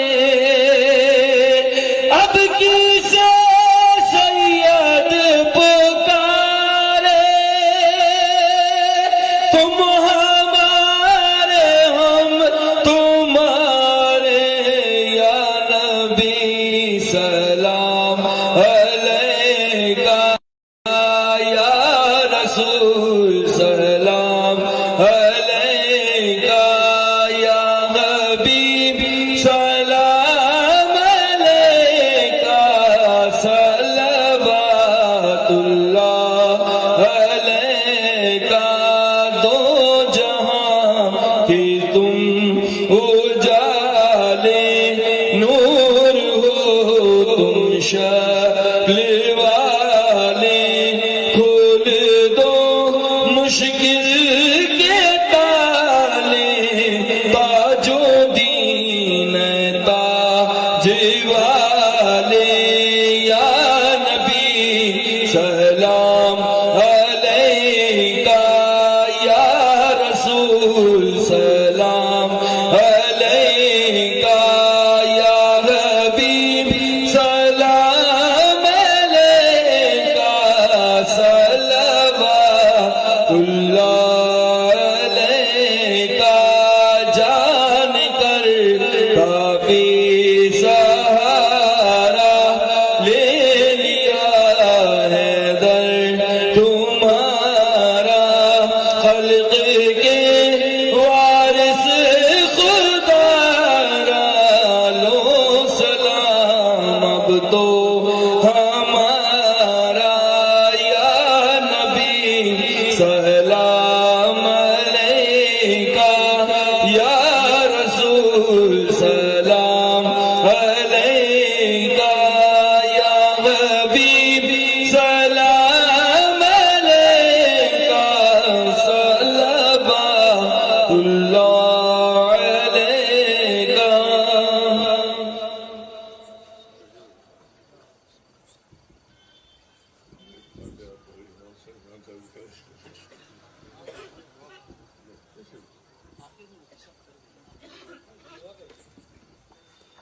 اللهم صل وسلم على سيدنا محمد صل صلاة كاملة وسلم سلاما تاما على النبي الذي تنحل به العقد وتنفرج به الكرب وتقضى به الحوائج وتنال به الرغائب وحسن الخواتم ويستسقى الغمام بوجهه الكريم وعلى آله وصحبه في كل لمحة ونفس بعدد كل معلوم لك. اللهم أوصل وبلغ مثل ثواب ما قرأناه من القرآن الكريم، ما صليناه وما سلمناه وما هللناه وما سبحناه وما بيناه. هذه هدية واصلة ورحمة نازلة وبركة شاملة منا إلى حضرة النبي الأكرم أحمد المجتبى محمد المصطفى صلى الله تعالى عليه وسلم، وبوسيلته إلى جميع الأنبياء والمرسلين والصحابة والتابعين والخلفاء الراشدين، وإلى أرواح جميع أزواج رسول الله وبناته وبنيه، وإلى أرواح جميع الشهداء والنجباء والنقباء وأولياء الله الصالحين، وإلى أرواح أئمة المجتهدين وجميع المؤمنين والمؤمنات وعامة المسلمين والمسلمات الأحياء منهم والأموات، خاصة إلى روح سيدنا وسندنا وشيخنا سيدي عبد القادر الجيلاني قدس الله سره الشريف، وإلى روح سيدنا ومولانا وسندنا وقطبنا وقطب هذا الزمان وقطب هذا المكان سيدي ومولاي تاج الدين والملة والشريعة والطريقة قدس الله سره الشريف، وإلى روح سيدي العالم الرباني والفاضل الجليل العالم النحريف بايزيد رحمه الله. اللهم بحرمة هؤلاء المذكورين تمم مقاصد ديننا ودنيانا وأخرانا. اللهم يسر أمورنا وحسن مرادنا واقض حاجاتنا يا قاضي الحاجات، واشف مرضانا ومرضى المسلمين، وارحم موتانا وموتى المسلمين. اللهم لا تدع لنا من هذا المقام المستجاب ذنبا إلا غفرته، ولا دينا إلا قضيته، ولا غما إلا فرجته، ولا سحرا إلا أبطلته، ولا مريضا إلا شفيته، ولا ميتا إلا رحمته، ولا حاجة في الدين والدنيا إلا قضيتها يا رب العالمين. اللهم ارزقنا توبة قبل الموت، وراحة عند الموت، ومغفرة بعد الموت.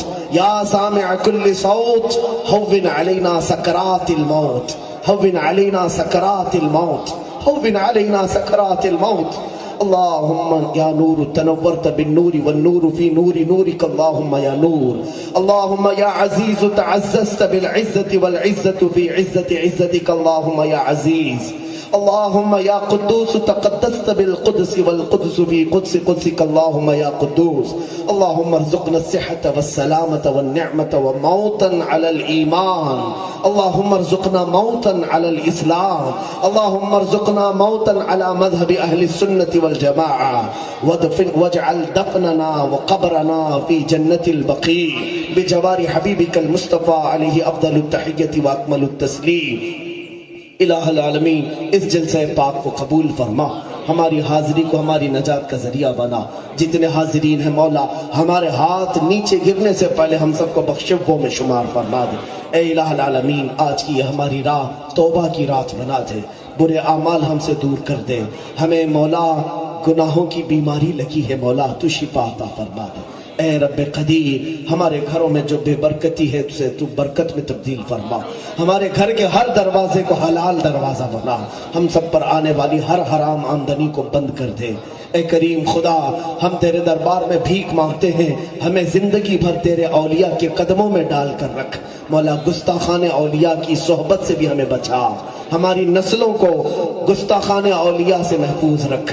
الہ العالمین ہندوستان کے پورے مسلمانوں کو امن و امان عطا فرما، ہمارے عزت و اسلام عطا فرما، ہمارے عقیدے مال جان کی حفاظت فرما. بد نظر شرین اور فسادیوں کو کیفر کردار تک پہنچا. اے کریم خدا وہ ہوا بھیج، وہ طوفان بھیج جس نے فرعون کو ہلاک کیا، وہ مچھر بھیج جو نمرود کو ہلاک کیا، وہ بچے بھیج جو ابو جہل کو ختم کیے. اے کریم خدا طاغوتی قوتوں کو تو کیفر کردار تک پہنچا. اے الہ العالمین تمام جملہ مسلمانوں کے مال و جائیداد کی تو غیب سے حفاظت فرما.